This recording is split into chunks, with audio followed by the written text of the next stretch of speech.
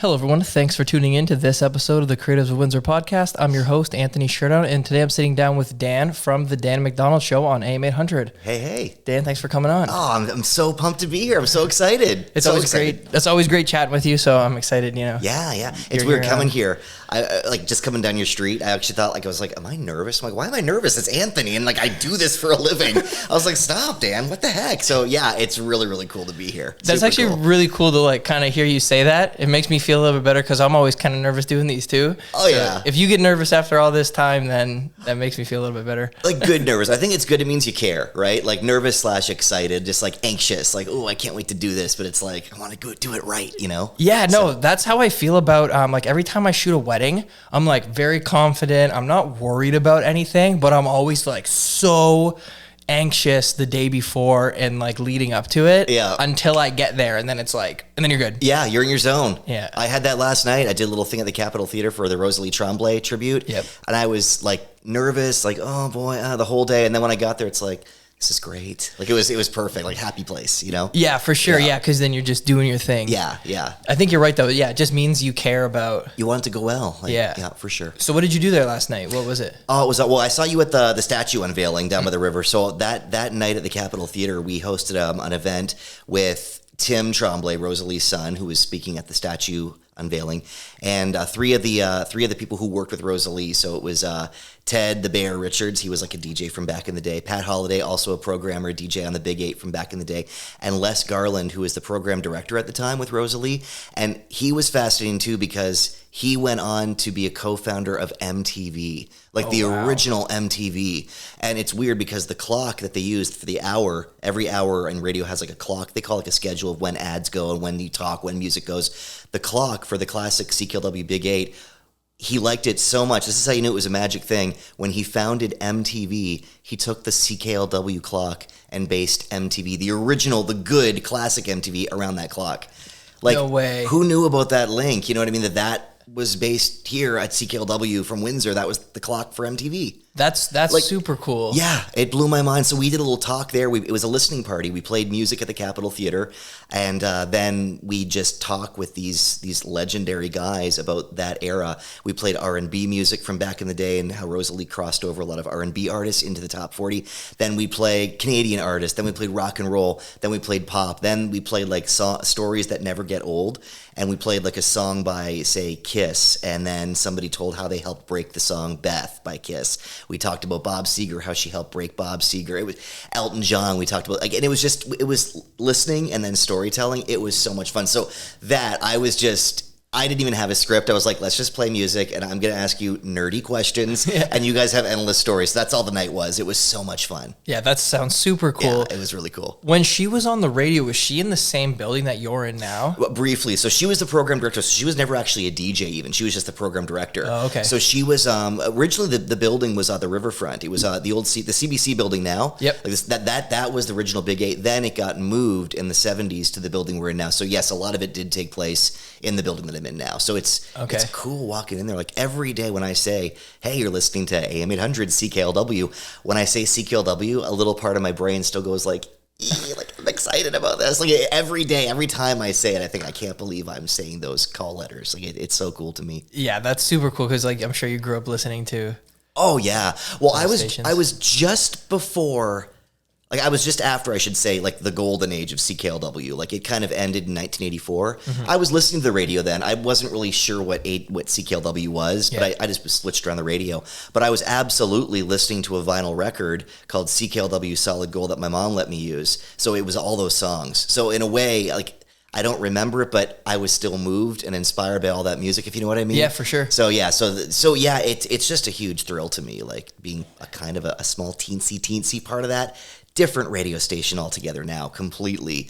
But it's still cool to be, saying CKLW every day. For sure. Yeah. You think you're a teensy part, but you've been on the radio for a long time now. There's kids that grew up and you're that DJ to them, right? It makes me feel old. No. Without making you feel old. But it is true. People definitely look at you as their inspiration, over the past however many years you've been on that station. Yeah, that blows my mind a little bit. It really does. But I hear that too, being on the river for a long time, 93.9. One guy the other day was telling me, he's well, when I was in high high school, I won tickets from you. And I was like, oh my God. And I kind of thought, geez, I guess I have been doing this for a little bit. It's honestly, it's really weird to hear that, but it's really cool too. Like I love hearing that someone's saying you were that guy, because I had DJs that I got to work with. Like, Vince Canova was I loved him. Greg Gnip. Who else? Christina, who did Time Warp. Like, she used to blow my mind. And when I got hired at the station, even before I was in the radio, I was hired as a writer. Seeing all those people, I really had to compose myself and don't fanboy, like just be like, oh, hi, very nice to meet you. Like, and meanwhile, I'm like, oh my God, inside it's Christina, it's Vince Canova. You know what I mean? It was even Lynn Martin, Mike and Lisa. Like, I listened to them all the time. So it was like me being a fanboy entering that territory. So to hear that kind of, oh, now you're a part of that's really, really cool. It makes me so happy. I could imagine. So every time, it's funny, every time I think about like how a radio studio is or what it's like, the only time I've ever been in one was with you in 2016 when you had me in the River booth. Yeah. That's like the only time I've ever been in a real radio studio, actually. Get out. Yeah. No way. I'm happy that I'm the guy, because you were talking about your art show coming up, that the photography show, and Hutch was playing, I think. Yep. Yeah. That was my first show ever. Get out. Yeah, that was your first show. Yeah. That was a good one too. Because you were still my teacher at that time. Wow, now I feel old. That's right, I was. I forgot about that. That's right. Was it not a podcasting class? You taught me podcasting. It was. Yeah. It was. And now you're on my podcast. Now I'm on your holy full circle, mind blown. And it was nothing like this. You've definitely, your leaps. You could teach that class now. You really could. Your podcast is amazing. I'm really thrilled to be here. Thank you. No, I really appreciate it. That means a lot. Yeah. When you had me in there, it was for Here Now. Right. Is Here Now done? No, it's still, I still do Here Now. It's a different time zone though, because it was on the River then, which is like solid music station. The River is no more. Yeah. It is still on AM800 CKLW, and it's funny because I was going through the Wikipedia page of CKLW the other day and just flipping through, just so I was kind of up on the history to make sure I had my dates right for the event. Just, you never know, you want to be up on it. Mm-hmm. And I was just flipping through, and I saw the rise of the Big Eight, the fall of the Big Eight, the evolution of how it happened. And then I was reading the history. I'm like, okay, now this is probably the era where I'm in it. You know what I mean? It didn't mention me. Then there was a section that said Echoes of the Big Eight. And I was like, oh, what's this? And it said, in 2015, a music show called Here and Now. And I was like, I'm on the Wikipedia page. And it said it's the first music show since that time. And it said like it's kind of now they're a full service station. I thought, wow, I didn't realize Here and Now had a Wikipedia entry on CKLW. But we are still there playing local music every Saturday night from 10 to 11. So I get to pick that playlist full, carte blanche. And that's still really cool. It's a different time slot. It's different because it's on AM. And AM is like a predominantly talk radio, but it's still cool that I get to I have a music show on CKLW with local music, so it's fun. Yeah, and every week you do it, and you find new music every week, and you go through and just. I do a lot of like repeat artists, but honestly, I usually kind of have a rule where I don't play the same artist twice in a week, twice a week. I always switch it up. People are always sending me new music. There's always at least one song that's making a debut every week where it's never, the artist hasn't been played, the song hasn't been played, and it's fun stuff. And I do pick too. I don't just play anything. Of course, yeah. Like it's not like you can record a song on your phone and send it to me. I'm not going to play it. I kind of I'm a little bit snobby. And I'm like, well, this is actually good. I'll play this, and I kind of say, oh, maybe not the right fit right now if it's not a fit. And for sure. People are cool with that. You know what I mean? If it's not a fit, it's not a fit. Yeah, just keep working and you'll get there. Going at it. Yeah, it's good. But honestly, we're so lucky here in Windsor. That's one thing I've learned. I was big into the music scene for years, since the 90s here. Yep. And the talent that we had, I feel like in the 90s, we were like this with such amazing talent. Then like the early 2000s, it was good, but it wasn't as on the incline as it was. And then I feel like in 2010, 11, it just erupted again. And the local talent and the production value, everything upped its game. And like the music that was flooding in was unreal. And that's kind of how, what part of the reason why Here and Now started. It was so radio ready. Yeah. To go. I always say this. I've always felt this way. I started getting into the Windsor music scene in probably 2014, right when I turned 19. Yep. And I've always said Windsor, across almost every single genre, our music is great. Yeah. Almost every show that you go to is it's gonna be great. Everybody's awesome. You know what's so funny? And I talk to other people from different places, even Toronto, cool Mecca, Toronto, and Windsor has a weird flavor. Not weird in a good way. Yep. A unique flavor, I should say, not weird. They have a really unique flavor where I feel like we take it for granted here in Windsor. I don't think it's a matter of you don't know what you got till it's gone. The venues, like they're tiny, you know, Fog Lounge is teensy tiny, Villains is tiny. It's not like a venue like they have in Detroit right across the river from us. Yeah. But the caliber of shows that we get, that we can just walk into, and the access we have to these artists, it blows my mind. I went and saw, what band was it? It was the band The Kills in Detroit. And this really cool artist named Scout Niblet opened up. She's from the UK. And I was blown away by her. I didn't know who she was. I even emailed the band after. I said, hey, you had this artist. I think she was wearing a wig. I'm not even sure what her name was, but she was amazing. Who is she? They wrote me back saying it was Scout Niblet. I'm like, I got to get everything she's ever done. So I went out and bought her album. She had a few. I'm not kidding you. 2 weeks later, random, walk into Fog Lounge, Scout Niblet is on stage. And I'm like, you just blew my mind at The Kills at the Magic Stick. Jack White was at that show. Like, he Did was you see him there? I did see him there. He was standing next to me. He's very tall in real life. Okay, everybody always says that's met him is he's like tall. He's like as tall as me, I think. He is. I was gonna say he's probably as tall as you. Yeah, he towered over me. Yeah, because you're what, 6'4"? 6'4", yeah. He's tall. I don't know exactly how tall he is, but he towered over me. Yeah. But yeah, the Kills show was The Kills. Like, that was my draw from that, which was like that was not the draw. But it is wild because he's larger than life. Usually you see people that are so. I mean, I love Jack White, and you meet them and they're smaller than you. Yeah, we thought he was smaller. Like, I thought he was a smaller guy, but nope. No, he's a tall guy. But I was standing next to him and I looked, and I have very bad eyes, especially in dark rooms. And I looked and I was like, and not a lot of people were there yet. And I'm like, that can't be like next to me. And I was like, no, I'm not going to say anything, but I'm like, is it? So I was trying not to stare.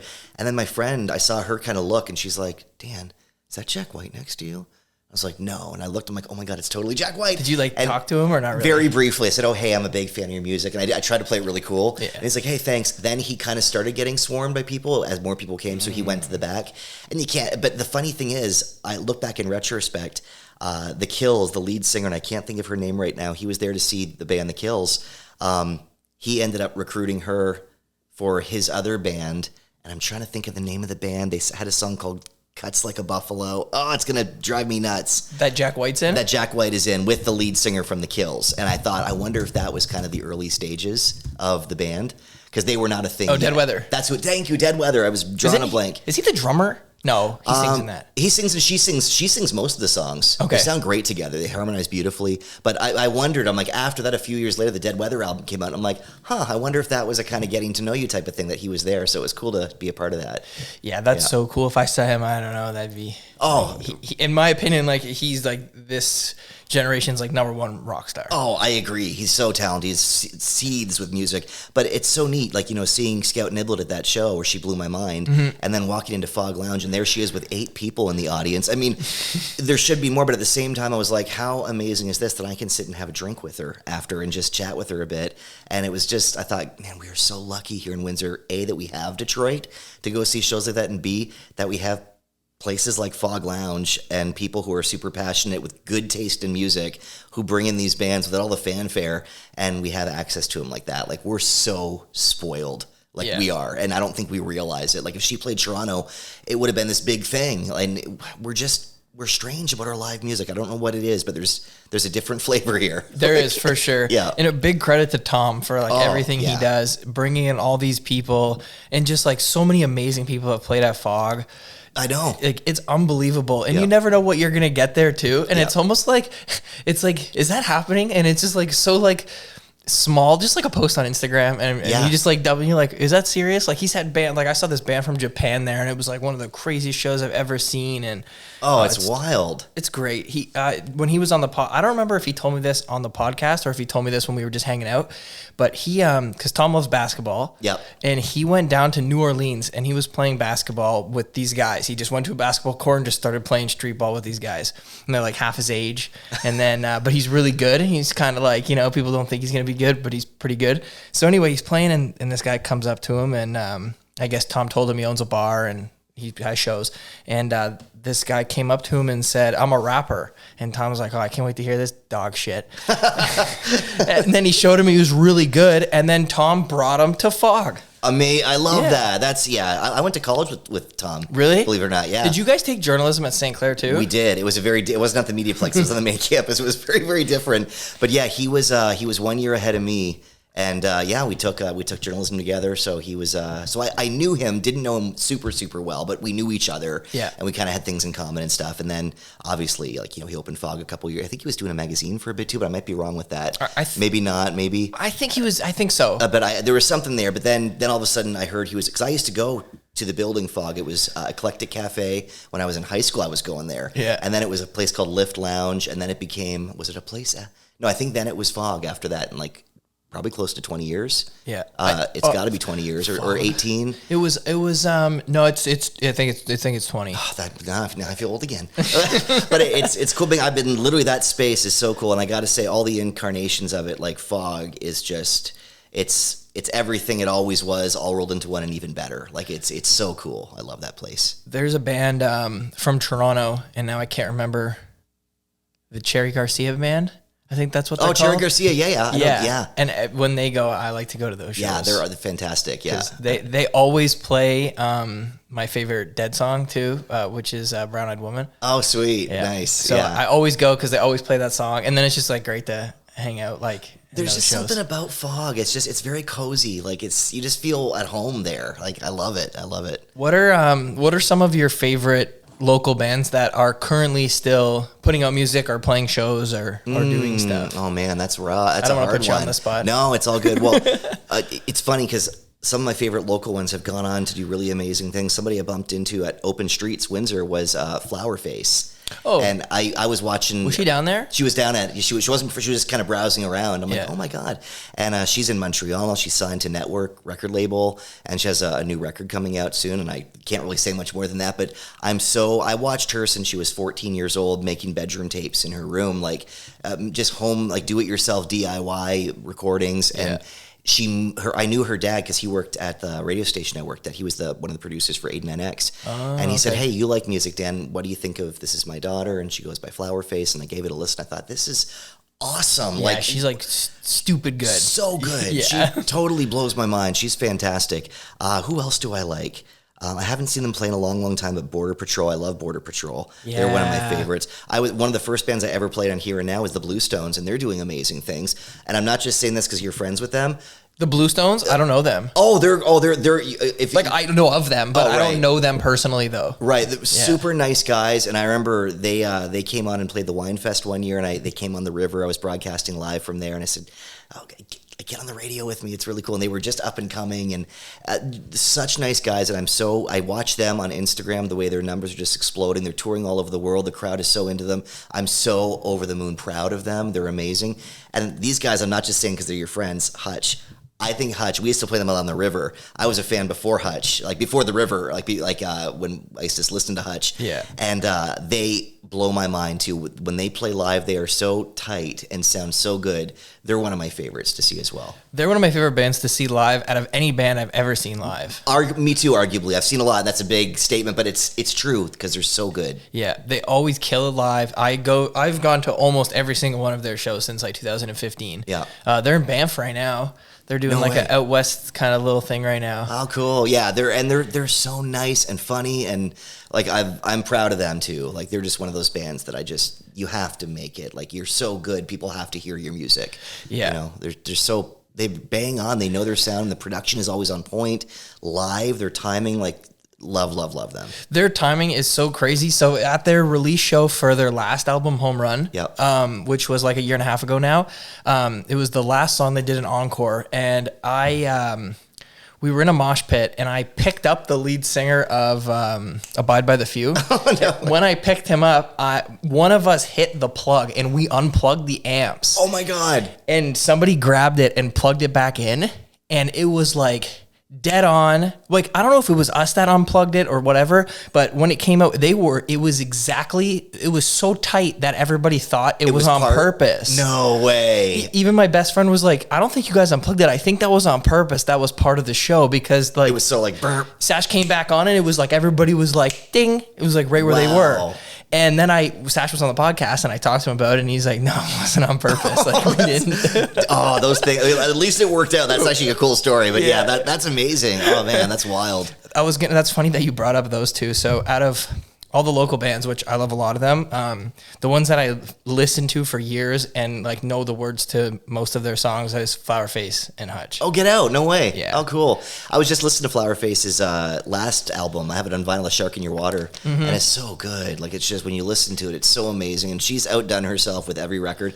And fun fact, I'm actually in a video for one of her songs. Really? On that one, Pisces Moon. Okay. We shot it one day, and she's like, do you want to be in the video? And I was like, yeah, like, nerdy again. I'm like, please, yes. And I had purple hair at the time. It was for a charity fundraiser, so my hair was all purple. And I'm like, oh, God, I'm the purple haired guy in the video. But now, like, I stick out like a sore thumb. It's like, purple head, that's me. So it's kind of cool. I'm like, I can say I'm in a Flower Face video now. You know, it's really cool. She's so nice. She's so humble, too. Yeah. Like, she's so talented, and all those people that we just mentioned, Hutch, you know, the Bluestones, Flower Face, all those people, they're so good at what they do, and it's like they don't have this ego about it. And that's what makes you like them even more. Like, it's just pure, like, this is what we do, we love what we do, and want you to love it too. And you can't help but be pulled in by that. For sure. No, it definitely helps you be a fan, especially like locally. Oh, yeah. Especially when they were all coming up too. Yeah. You know, because that's how they kind of... And all of those people kind of came up at the same time, and they were all kind of intermingling a lot, and it's really cool to see that happening. It's so great. Yeah, for sure. Yeah. I think actually on that bookshelf or somewhere in here, I have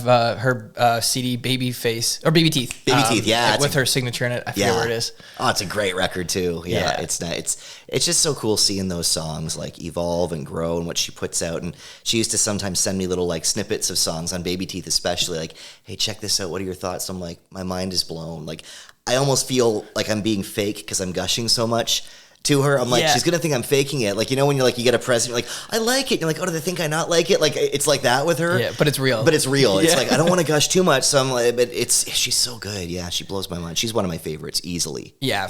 Out of that kind of music, like I do love a lot of that kind of music, like that softer, ethereal. Yeah. Yeah, like I really love like Iron and Wine and Bon Iver and just all those people. And I listen to her just as much. Like, she's in all my playlists with all their songs. Yeah, she fits that, like the National, all those Iron and Wine, Bon Iver, all those people. Totally, she's that vibe. Yeah. When I was in Iceland and I was shooting from the first book I made, I pretty much listened to her because it was like a month after Baby Teeth came out. So, because Baby Teeth came out, I think like January 2018. Probably, yeah. And then I went to Iceland in April. So I just I had the CD with me and I listened to that almost the whole trip. Oh, cool. Yeah. Oh, I love that. That's good. So that probably reminds you of that time now. That's like that CD. That's so awesome when they do that. We were talking about that yesterday with the Rosalie Tremblay tribute, just how music is such a time machine that if you listen to an album like on repeat at a certain period in your life, years later when you listen to that record again, like you're back. There's a Veruca Salt album that I got in 1996 when it came out, 8 Arms to Hold You, and I listened to it that summer, 97, 96, nonstop, and I used to bleach my hair blonde all the time. When I listened to that album, this is how ingrained it is, I listened to that record, so help me God, I smell bleach. Like, it smells like I'm bleaching my hair because I used to bleach it out so much. Yeah. So it's like that album is like, reminds me of the summer I like killed my hair by bleaching it so much. Like, it's like I still smell the bleach on that album. When you were younger and you were like really getting into music, like in your teenage years and stuff like that, was that in the heart of the grunge scene or post grunge? Well, oh no, I got actually into music before that grunge scene even. I got into music in the 80s, and I got into old music in the 80s. Like in the 1980s, what really triggered my music, like this is something I've never really admitted to anybody before. My first record that I got as a gift, I was 6 years old. It was 1982. It was Michael Jackson Thriller. And I think every 6-year-old got that record back then. And I liked it. I thought it was really, really good. I really loved it. And I liked music. I mean, it was the thing. Thriller was the video. Like, Beat It, Billie Jean. Like, those were the hottest singles ever. Madonna came out. She was the hot singer. Cyndi Lauper came out. I had Boy George. So I had, like, the hot hits. And my mom noticed that I really, really loved music a lot. She's like, you really like this stuff. Like, why don't you, if you ever want to go into my records, check it out. So I started dipping into her records. That's how I found that CKLW Solid Gold record. I didn't even know what it was. Started playing it, and it was Bob Seger heavy music. And that did something to my head. Like, just that guitar progression, the way he sang, I didn't even know who he was. I was just like, this is awesome. And on that CD, it was like the Shangri-Las, it was James Brown, it was Tommy Rowe, it was all these amazing artists. And I just fell in love. Didn't even know who they were, but I fell in love. And that kind of steered my music in a different direction. So I still liked all the bands that were big. I still liked Madonna and Cyndi Lauper and Michael Jackson, but I like these oldies. And then it kind of geared me towards more garage-oriented. And literally the 1990s, I mean, I was a big music fan by the time the 1990s came out. Like, I was into REM and a big fan of Madonna too, and all the oldies. And I was a big fan of the Bangles. And that people laugh when I say that, you know, they're Walk Like an Egyptian and Manic Monday. But those were the singles. If you listen to the album, they were very much a 60s garage band. They had 4-part harmonies, Rickenbacker, jangly guitars, amazing beats, timing was on point. Like, you won't hear that. If you look at a Bangles greatest hits, it's all these commercial sounding songs. Their other stuff was all Beatles-esque, and it was really, really different. So I love that. Then literally, it was like the 90s. I was the perfect age. My first day of high school, like that year, that summer, like Nirvana, Pearl Jam, Alice in Chains all came out. So like I was literally going into high school as grunge broke, and 89X was breaking out. Like that was the radio station. You lived and died by 89X because it was on there. It was cool. Yeah. But that was a neat little balance out, because I was used to like some poppier stuff and I was used to 60s stuff, and then grunge came out. I never really loved, I respect it, but the one genre I know the least about is metal.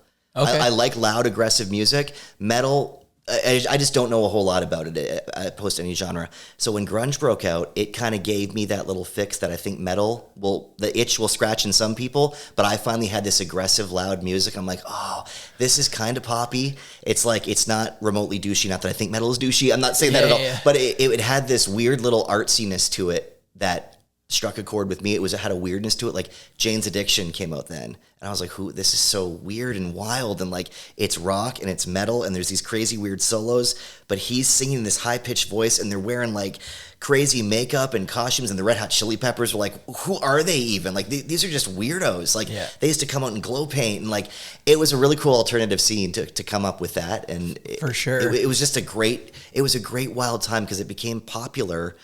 But like it was like the weird music that you'd find at the back of the record store was pop.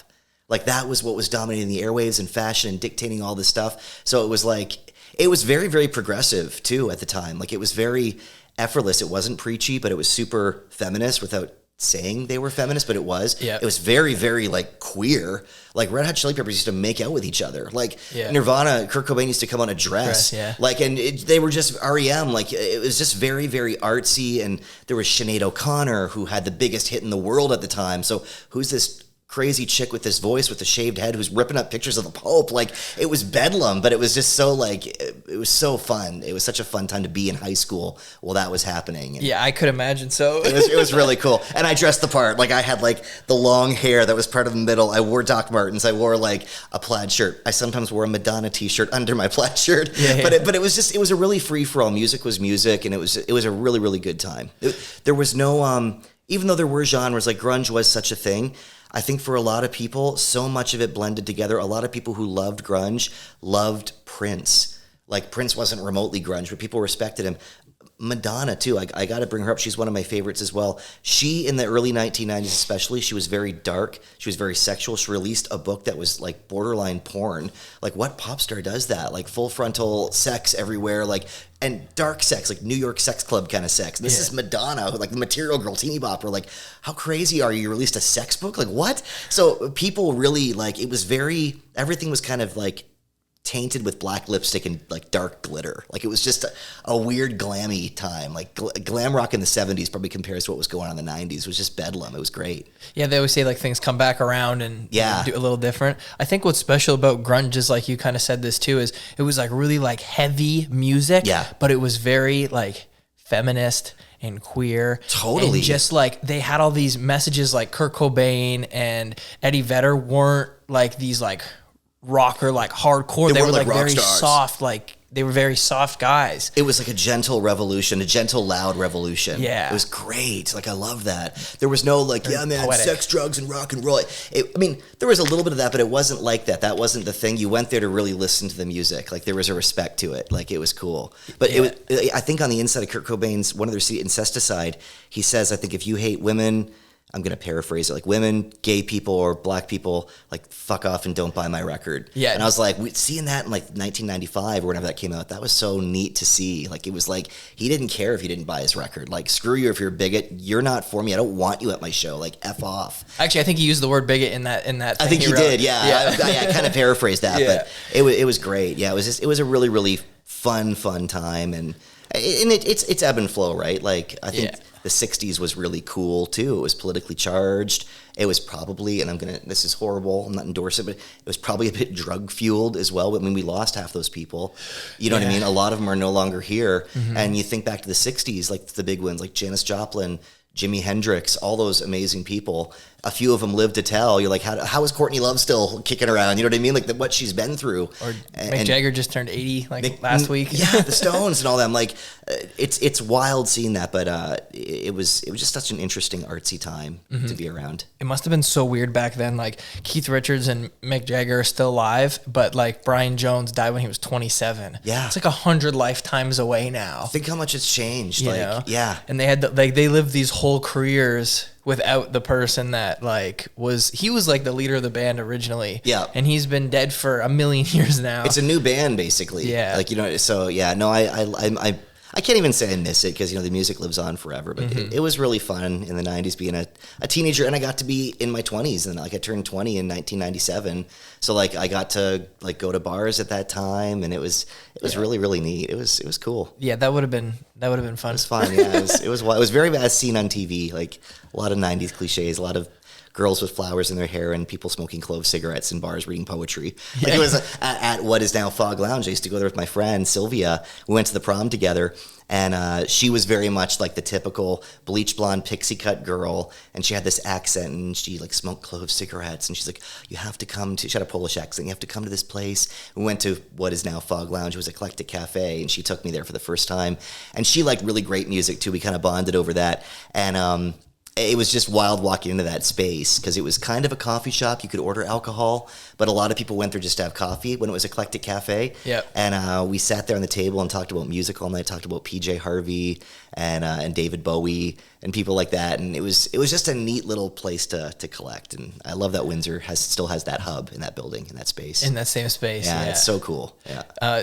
You bring up David Bowie, and I remember we talked about Perks of Being a Wallflower before. Yeah. We both really love that movie. So good. But your one thing that you don't like about that movie is that they didn't know who David Bowie was. Yeah, because they called it the Tunnel Song. Yeah. And it was Heroes. And I was like, hey, these are all cool music heads. I'm like, you would know. You wouldn't call it the Tunnel Song. You would know what Bowie. That was my one and only beef with that movie. Mind you, that end scene when they finally play it and they go through the tunnel, it still makes me cry. Like, it's so good. But yeah, I was like, you guys would know who David Bowie in the song Heroes. Come Especially on. in like 1991. If you guys were that cool. They were into like the music. They were listening to Morrissey and stuff. It's like you'd know who David Bowie was. Yeah. Like, come on. But what a good book and movie that is. Like both of them. Yeah, I think the book's right there. I can see it from here. It's on Oh, the yeah. bottom shelf on the top. That's one of my favorite books of all time. It's and the guy who wrote it directed it too. That's why the movie's so great. It's so good. Yeah. Now the book, I read the book once a long time ago. It's diary form, right? Is that? I think so. It's been years. I've read it a bunch of times. Yeah. I think it's diary form. I think it's diary form of the guy. Yeah, but no, it's a wonderful movie. That was such a surprise to see how good the translation was. I remember like I had to read the book twice to like really pick up a lot of stuff, and I'm glad I did. Actually, I think when I first started dating my now wife, she was in grade 10. I was in grade 12, and the movie just came out, and she had read the book, but I hadn't read the book, and I didn't even know about it. Oh, cool. But she was like really into that kind of, edgy stuff, especially when she was like in grade 10. Yeah. And I still remember I was grounded. I forget why. I think I got suspended from school or something. And I told my mom because all we did was hang out with each other. Like 24/7 back then in high school. And I think I told my mom I was going to the gym. So I put my gym bag on, I got in my car, and I drove over to her house, but I parked on like the other street in case my parents like came to look. Cause like, I was like, if they know I'm lying, they're going to check. Cause we only lived a couple blocks away. Yeah. And I parked and I ran around the block, and I went to our basement and we watched Perks of Being a Wallflower, and then I ran back to my car and I flew home, and I was like, I like ran as fast as I could to get like a little sweaty. I was like, I'm back from the gym. That's awesome. That's the first time I saw that movie. That's commitment. That's commitment. Which is funny because that movie's kind of about like teenage angst. Yeah. And that's kind of what we were doing. Oh, totally. Yeah. When did that movie come out again? What year? 2012. Okay. Yeah. Because I was a bit late coming to it, I think. Or early 13. Okay. Yeah. Yeah. That was great. I loved it. Big fan. Like books are always better than movies, but like when the director makes the movie too, I guess he tried to make that movie a bunch of times. I heard that. And never had the cast. Yeah. And then when he got those three together, then they were so good. Like I can't think of the guy's name. The guy who played the main kid was amazing. Like he was so good. Oh my God. I can't remember his name, but he blew my mind. He was just fun to watch, and it was a great show. I can never remember names when I'm on the podcast. It's funny though, the committing, how you parked like the street away, then you ran to get sweaty as if you came back from the gym. I did that once. I had to go out with friends. We were going to some show, and I was a server at the time. It was a Friday night. My friends were down, and they said, "Hey, you got to come out tonight." And I was like, "I'm working and I'm closing." And they're like, "Just call in sick, say I have a headache." I'm like, that doesn't work in the service industry. If I say I have a headache, they're going to say, no, that means you want to go out Friday night, come in, you're working and you're closing. I said, if I'm going to call in sick, I have to have a real big deal. Like it has to be something big. So we came up with this scheme. So I called my work from a payphone. It was before cell phones.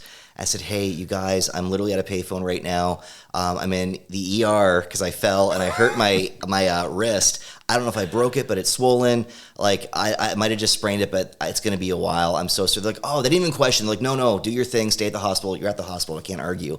Go. That's it. So we were going to go out, and I said, wait. Before we go out, we have to make a stop somewhere. And I stopped at Shoppers Drug Mart and bought a tensor bandage and like wrapped my arm up. And then I'm like, and now we can go out. Sure enough, we're at the Loop, like 1:30 in the morning. Everyone's all drunk and like a show's going on.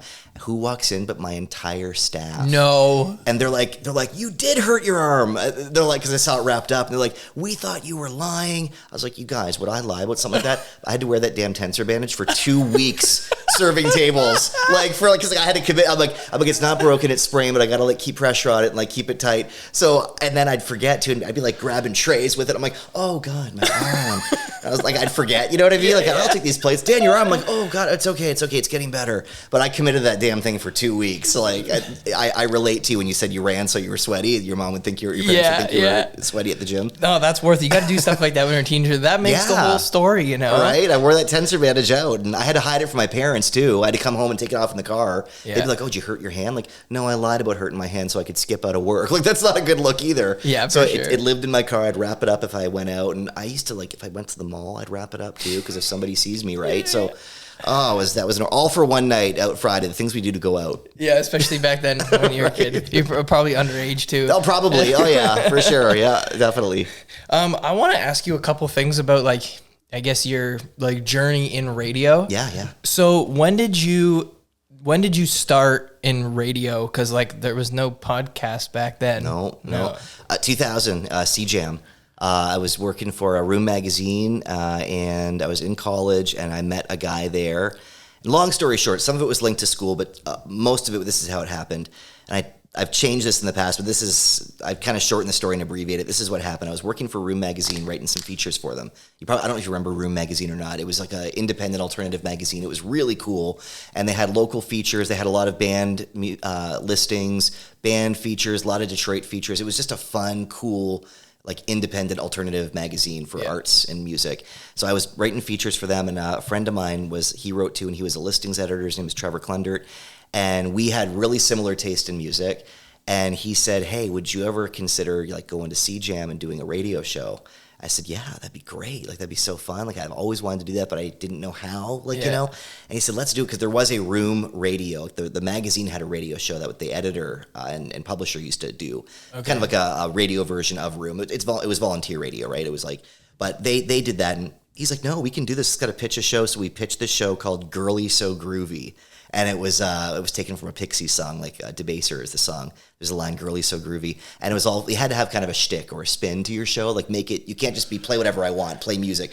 Yep. So we said it'll be all female fronted bands or female artists, and that'll be what it is. So it was Girly So Groovy, and we did that. And I did that show for, I think, 7 years. Wow. 6 years, about 6 years maybe. And then I got hired at the radio station as a writer, like just for commercials, not for radio. Like, I got hired at the building I'm in now just as a writer. So I was doing radio on CJAM then, 1 hour a week, volunteer, wasn't really going anywhere. And then in 2007, I got hired on 93.9 The River, and then I stepped away from CJAM. But the thing is, though, Girly So Groovy is still on to this day. Really? Trevor is still hosting it. So for 23 years now, he's been doing it. Wow. And it's successful. It's being syndicated in other places too. It's really cool. So he's done amazing things with it. Wow. And even today, actually, I was telling him, I messaged him randomly. I said, hey, you got to check out this band, Bully. They played Detroit just last night actually, I said, you got to hear Bully. They're like Joan Jett meets Hole meets Distillers, like very punk, very raspy. And he said like, oh, it's so weird. I'm going to play them tonight. Like, and we still chat about music and stuff, but it's cool. That's the awesome. show is still going. But yeah, I got it. 23 years ago, I guess I got into radio on CJAM and going ever since. And yeah. So 2007, is that when you got hired as a writer or when you started on the radio? 2005, I got hired as a writer there. So I knew a girl who I knew from college, and she said, hey, we graduated in 2002, and I was a server still. I was writing for small magazines, but it wasn't really paying the bills. It was like $50 a story, and I was doing volunteer radio, which was, it didn't pay. It was just more of a passion thing. And then I met up with her one day, and she said, hey, I work at a radio station now. It was Chum Radio then. And she said, that's AM800, it's 89X, it's 93.9, not yet the river, and it's CKLW AM580. And I said, what do you do there? And she's like, I'm a writer. I'm like, that's so cool. And she goes, you should totally apply because there's a mat leave coming up for the writing department. You'd be great at it. I'm like, yeah, I was writing. I had a big portfolio by then with room and all the papers I used to write for. So I applied and I got the job as a writer. And then the mat leave ended up, the person kind of never came back. Like she came back for a minute, but she left soon after. So they just kept me on. Yeah. And then the opportunity for the river came up, and like the river, it was 93.9, but it was switching formats to 93.9 the river. Yeah. And it was the river in the 90s. And I loved the river. It was very, again, alternative, a little softer than 89X, but it was still that alternative, edgy kind of music. And it switched back to the river in 2007. And I said, that would be amazing. And then I heard through the grapevine, oh, you should apply, Dan. You should apply. You know the music really well. And you're this, you're that. And I'm like, oh, but am I qualified? So I literally went down to the PD and I said, like, hey, would it be weird if I applied kind of thing? And he goes, no, just send me a demo of what you think you'd sound like on the river. I think he just said, send me your demo. And I said, cool, no problem, I will. And I went back upstairs and I Googled how to make radio demo. I'm like, I don't really know what I'm doing here. like yeah, I did CJAM, but like, I don't know how to, like, this is the river. Like, oh my God. So I just kind of, and they said, keep it short and sweet, 3 minutes, back sell, front sell the songs, do it in the style you would do if you were on the air. He gave me the best advice ever. He said, just be you though. Like when you do it, it's like, don't try to talk like what you think a DJ. Like, don't be like, hey, it's Dan MacDonald. Like, he's like, that would just be so stupid. And I was like, okay, I won't. Like, and it actually, oddly enough, easier said than done. It took me a few takes. Like, the first time I did it, I listened back. I'm like, oh, I don't sound like that. Like, what am I doing? Like, and then finally, I just did it. Like, I remember the songs too. It was Red Hot Chili Peppers, No way. Lenny Kravitz, and U2, because we were playing those in heavy rotation at the time. Yeah. So I just like faded out the end of Red Hot Chili Peppers and gave a little, hey, that was Red Hot Chili Peppers, da da da. Here's Lenny Kravitz, and I just kind of sold the songs the way I would. And I did those 3 little breaks. I'm like, well, there it is, and I burned it to CD because that's what it was back then, and sent it to him, and kind of thought, like, I don't know what I just did. I think that was a demo, but I don't really know. Like, I've never submitted something like that. And then 3 days later, he pulled me aside, and I thought he was going to say, oh, we hated it. I was ready for it, too. I was like, well, I still have a job, so I'm fine either way. And he's like, hey, you sound great. Do you want to start tonight? Tonight. I started, and somebody had called in sick, or somebody had a concert to go to. I think there was a Lucinda Williams was in town or something. And I was like, and he's like, are you comfortable starting tonight? And going by the old improv rule, when someone asks you to do something, you always say, yes, go for it. So I'm like, I'm completely fine starting tonight. I was like, oh my God, I'm going to be on the river tonight. So I worked my whole shift, my 9 to 5 shift writing. And then at 7 p.m., I went on the air until midnight, 7 to midnight, and just did that. And I stayed there for 13 years. That's crazy. Yeah. Were you, because then you were on in the day after that, like towards the end, right? Things got switched around a bit. There was some shuffling, like the night person who called in sick left, so I was the night person for a long time. And then there was some shuffling. Somebody left, and they kind of shuffled the whole deck. And I became the 3 to 7 midday guy, the afternoon drive it was called. Yep. And that was kind of my real deal, permanent. This is the Dan MacDonald shift. You know what I mean? Like the night times was cool, but I was almost like solidified when I got that 3 to 7, and that was now, this is my shift now. So now it's mine, and like it was. That's where I felt most at home. I mean, that shift, like 3 p.m. was my start time, and I'm done at 7. Like, that's Crazy. That's a good shift. Like I could go out all night if I wanted to, literally until 4 a.m. and I don't start until 3 p.m. Yeah. And when you're done, I could go out that night. Like I had my whole morning, I had my afternoon until 3, and I was off at like 6:50. My shift ended, so I'm like, I can do dinner in a. I was gonna say you could still have dinner. I had all my day parts that I could still do. It was 4 hours a day that I was doing that, and that was it. But it was the drive home, so it was popular because people listened to the radio a lot during that time. Yeah. And I had like the traffic reports, mostly Detroit. But it was a really, really cool time. I think because I was in there with you when we recorded that thing for Here and Now. We just did it in between, like you preset some things up, right? Yeah, and then we did. And I think you told me that your traffic person was a girl in Detroit. She was, and you would call her or whatever. Yeah, and I'd call her up at like I think it was every like quarter hour. Yeah, and we just do a little like I do my regular cell like, hey, that was that was Sam Roberts, and right now we're gonna go to traffic. I'd hit a button, it would play this traffic bed. And with river traffic right now, here's Tina. Tina, what's going on? And she'd be like, well, hey, Dan, there's a backup on I-75. And, it was really fun. It was great fun. Like watching you do that was so cool. Oh, and really? I was like still a student at the time in there. And I was like, this is sweet. And being in the booth, there was so much. I'm like, this is like terrifying. There was so many buttons. Most of them you don't need. That's what I started to figure out. I was like, I don't think he's using all these buttons. It was like 3, like mic on, mic off, music next. And like there was one other button. But yeah, it wasn't a lot. It was intimidating though, and it was kind of like whoa. And they gave me the crash course that one night when I said I guess I start today, and he's like the only buttons you need to know are this, and this, and like the rest don't worry about it for now. Yeah. And it was like okay, and you kind of fly by the seat of your pants, but here we go, right place, right time. Yeah. Really, like kind of, you know what I mean? I think that's how everything works out. Always, yeah. And a lot more of them work out if you put yourself out there and do things, because then you're in more places at more times. With the river too, I was very much an enthusiastic fan when it switched over to the river again. Mm-hmm. So I was constantly writing them. I'm like, hey, can I write a blog and review this album? I'm going to this show. Can I write a little blog about it? So I was kind of doing a river blog.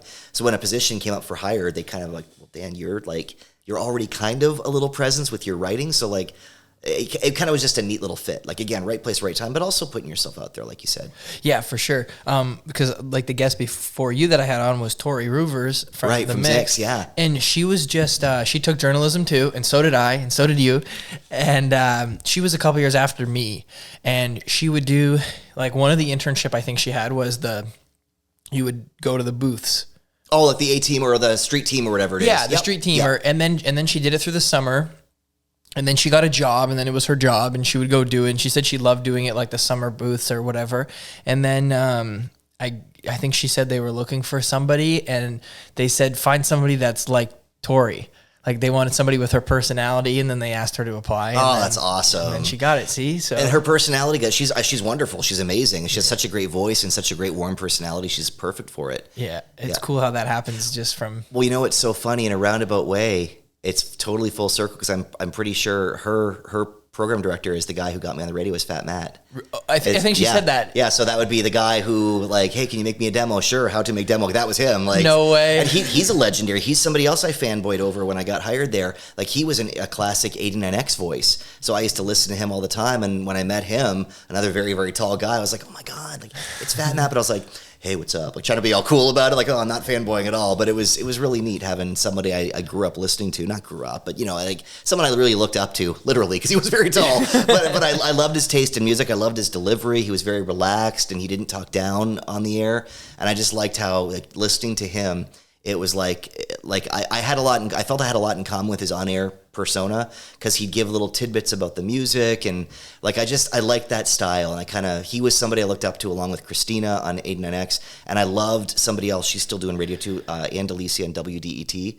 I'm a big fan of her and she's about music too. And when she talks about music, it's coming from the heart. And I always loved that style. So I kind of I didn't try to copy it, but I wanted to I'm like, that's my style. Like I'm going to do that kind of radio. I couldn't do the big, like, hey, you're listening to the big, like that big boom. Like that's like, that wouldn't be me at all. But, a music nerd on the radio, I can do that. That's just me. Like that's easy. So yeah. So once I kind of deconstructed it like that, it was like a super, super easy fit. Like I was a good fit for the river, I think. I would love to find a way to incorporate music into this podcast in some way because I do love obviously music and stuff too. Yeah. But I just love talking to people. That's kind of, see, you have all these inspirations. Like for me, like you were my big like radio inspiration. Oh, for wow. sure. Get out. And then you showed me that movie. It might get, or turn up the volume. Pump up the volume. Christian Slater. Yeah. I think I even messaged you like a year ago. You did. For it again. Totally did. Yeah. And then I started this like pretty close after that. That is, I remember, you know, it's funny, a little tidbit, when you look back, you can say this, when I taught your class, like when I was teaching that podcast class, you kind of try to get a feel for like all the students.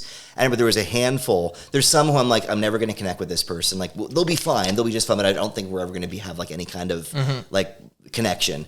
Then there's some where you're like, oh, I'm not sure if they're going to make it through the course. Then there were others I'm like, there's a handful. I'm like, I could see myself almost being friends with these people. You were one of them because you kind of asked questions right away. And I was like, this is somebody that if I was in college, I would have totally hung out with him. So you were one of those guys. Like, and I remember a funny story that you probably won't even remember. I was doing some podcast topic, and it was some kind of how to post something to a website, some kind of technical how to 1-2.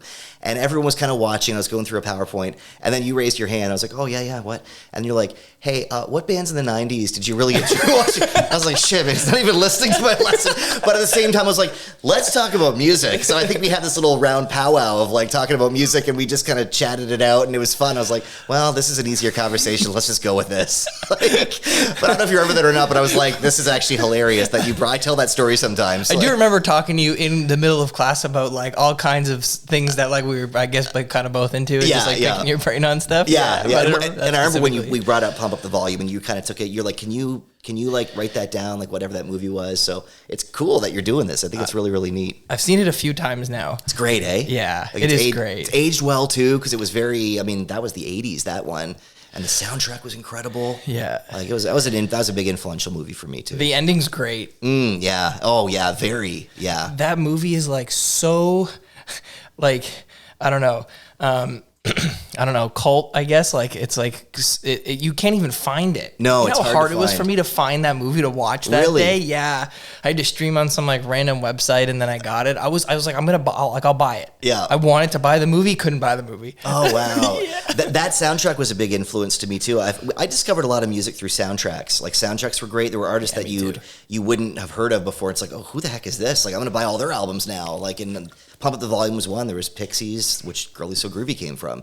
And, you know, Jesus and Mary Chain was on there. Leonard Cohen, Concrete Blonde, like on the Pump Up the Volume soundtrack. And I love that he like do these crazy rants, then play this amazing, brilliant song to kind of put the punchline on. And I thought, oh, that's what a cool job. Like, what a cool thing, the pirate radio. And that's kind of, in a way, like, it's kind of what podcasts are. You can kind of do whatever you want. Yeah. You know, that was kind of the original podcast template, like what he was doing, just broadcasting out of his basement. That's why I like the podcast, because like it is your thing and you can do whatever you want. Yeah. There's no program director or whatever kind of. Right, telling you what to do. Exactly. Another funny story I remember from school quick is it was the first day of class, and we were kind of congregating in the hallway after like the first couple days or whatever.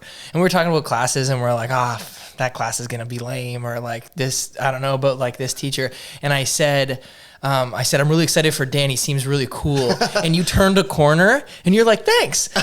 Yeah, I totally remember that. And he's like, that was nice to hear. And I didn't even know you were there. And I was like, imagine somebody was like talking shit when he came around the corner. Oh my God, I would have been crushed. I was like, thank God. I was like, I did like you, and you were coming around the corner. And none of the other teachers that whoever didn't like were coming around instead. That would have not been good. You're right. Oh, dance class going to be lame. Thanks. No, I totally remember that moment. That was funny. That was great. Yeah, that was funny. It was a good crew. It was a good crew that time. Yeah.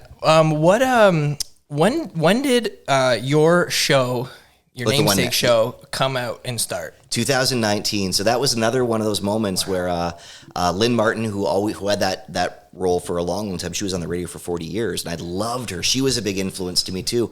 I used to really, my first time on the radio was calling into her show before I had any kind of my own show. It was like a call-in show, same as it is now. Yep. But back then there was no internet, there was no social media when she was starting out. So any topic, it was people wanted to voice their opinion. It was one of the ways to get your opinion out there, a big way, on the radio.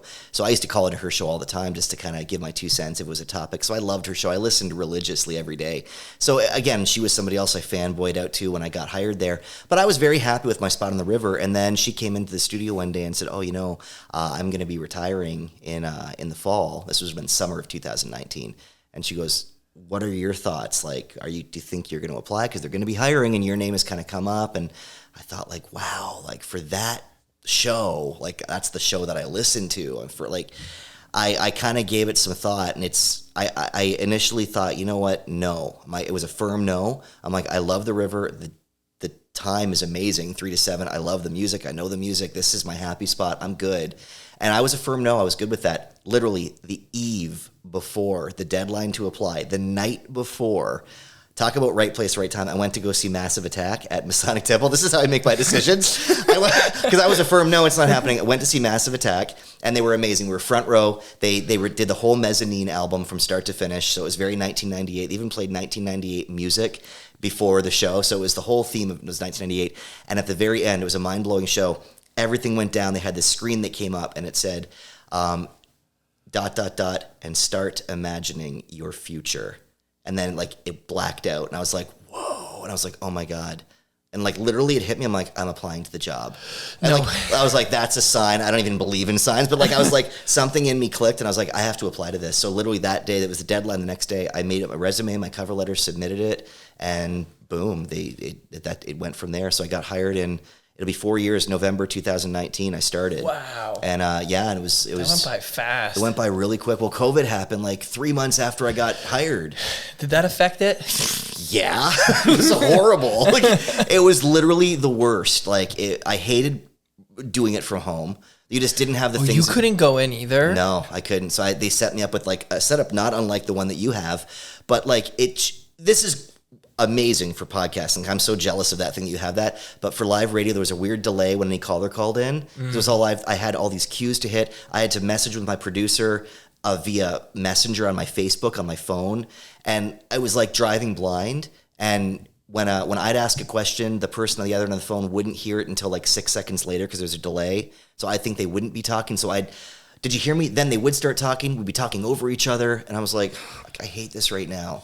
Not to mention the climate that it was. Like, it was so like heavy, and it was exhausting talking about it every day. And that wore down on me too. And like things got very ugly. Like, you know, like throw online in the mix. Yeah. It was just like ugh. And I was like, God, this sucks. Like, this tainted my whole like thing. Like, I wanted to start a book club right away, and I wanted to do this and that, and I'll have movies, and we'll have all these guests in the studio, and here I am in my little hoarding room like with like laundry behind me, like tucked in like this, and like on this tiny laptop on my phone. I'm like, this is awful. Like, this is terrible. So it wore on me. I feel like so many people started things right before COVID hit. Like, Yeah.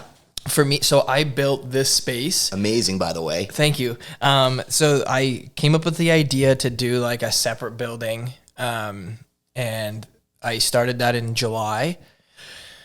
By the time all the construction and everything finished and it was like ready to move out here was like the third week of February 2020. Right there. So I had 1 month out in my new space. I'm like, you know, getting people in here because, well, right now it's set up for our podcast, but this is where I do like headshots and my backdrops go up there. Cool. And this is where I set up stuff like that. And I was just like, okay, like I finally have my space, and I had a couple shoots in here, and then it's like, boom, oh, you can't work for 6 months. And it was like, whoa, it was really weird. I was like, I just made this space and now I can't even use it, but Unreal. it was, It's beautiful though. Like, it's Thank you. really, really impressive. Thank you. It's wild in here. It's really cool. and then it all worked out. Now it's been, you know, almost 4 years. Wow. And Holy cow.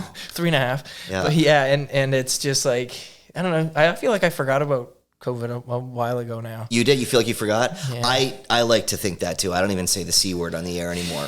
I'm just like, let's just not talk about it. Like, I don't want to ever talk about it again. I just want to have fun on the air, and you know what I mean? Yeah. That was just next level. It was rough for everybody. Everybody was going through something in a different way. Yeah. Media was like really targeted too by a lot of things. Like, it was very rough to be in media. I could You imagine. couldn't help it. Like, even me, I said things firing back at people when I was so sick of hearing, you're fake, you're being paid to say this, you're this and that, you're that. Like, I had a doctor on one time, and I was getting so much. I lashed back one time at somebody kind of viciously. Shouldn't have said it, what I said, but I kind of fired back. A couple swear words in there too. It was on Twitter or something. And then like that got blown up, and people were sharing it like, oh my God. And I was just like, oh, I hate life right now. Like, I hate all of this. I just want to be the guy who talks about movies and fun local things and books and have interesting guests on. I want to talk about like municipal issues when it gets to politics. I don't want to talk about these big things. Like, it was just like like this is not what I signed up for. Yeah. And it was trying for sure. Like, I'd be lying if I said I wasn't seriously thinking about just starting something else. Yeah. Like, I'll go work at Indigo Books. Like, seriously, like I was like, give me something that isn't any of this. Like, once I got back in the studio, it was better, but when did you get back in the studio? Probably around maybe like, because if it all started kind of February, March, I think we shut down in March of 2020. Yep. I probably got back in the studio like August of 2020. Whoa. But then they sent me back home again. And I didn't. I was like crushed again. I was like, no, I'm like, I can't take this. And then we got back permanently, I think maybe early 2021.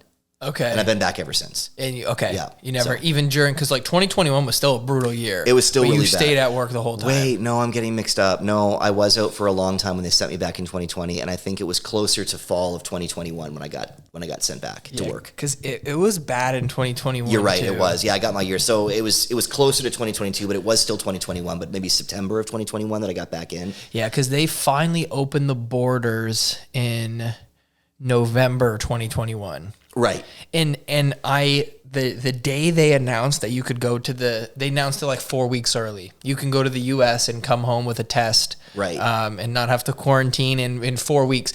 And I went to my dad's house and I bought plane tickets to California. Get out. Because it had been almost 2 years since I went and I was just dying. I love it there. And I went like the week you could go. Oh, no way. How was it weird? I was like, I've been traveling since college and I realized like how much I took it for granted. Yeah. And I had been to California like a few times the year before COVID and I had just gotten back, like right before the lockdowns hit. Right. Yeah. And when I got back, I was like, I'm going to take a little break from traveling. I've been traveling a lot lately. I want to chill at home for a few. And then COVID hit. And then I was like, chill at home. That's right. the next time I'm like driving through the desert, I'm going to like really cherish that feeling like I can't, like, you know, that I can come here.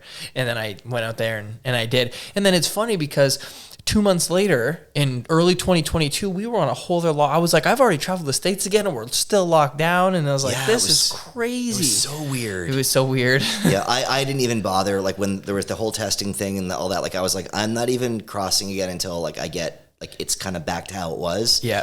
And then I think I didn't cross again until maybe April of 2022. And I don't travel a lot. I go to Detroit a lot though. Yeah. And I started going to Detroit again. So that was nice to get back. Because going to Detroit but having to get that test was too expensive. That's the problem. Yeah, it wasn't worth it. So I'm like, if it's a test, I'm just not going to go. And that'll just be that. And yeah. I just won't go to Detroit, I guess, which broke my heart.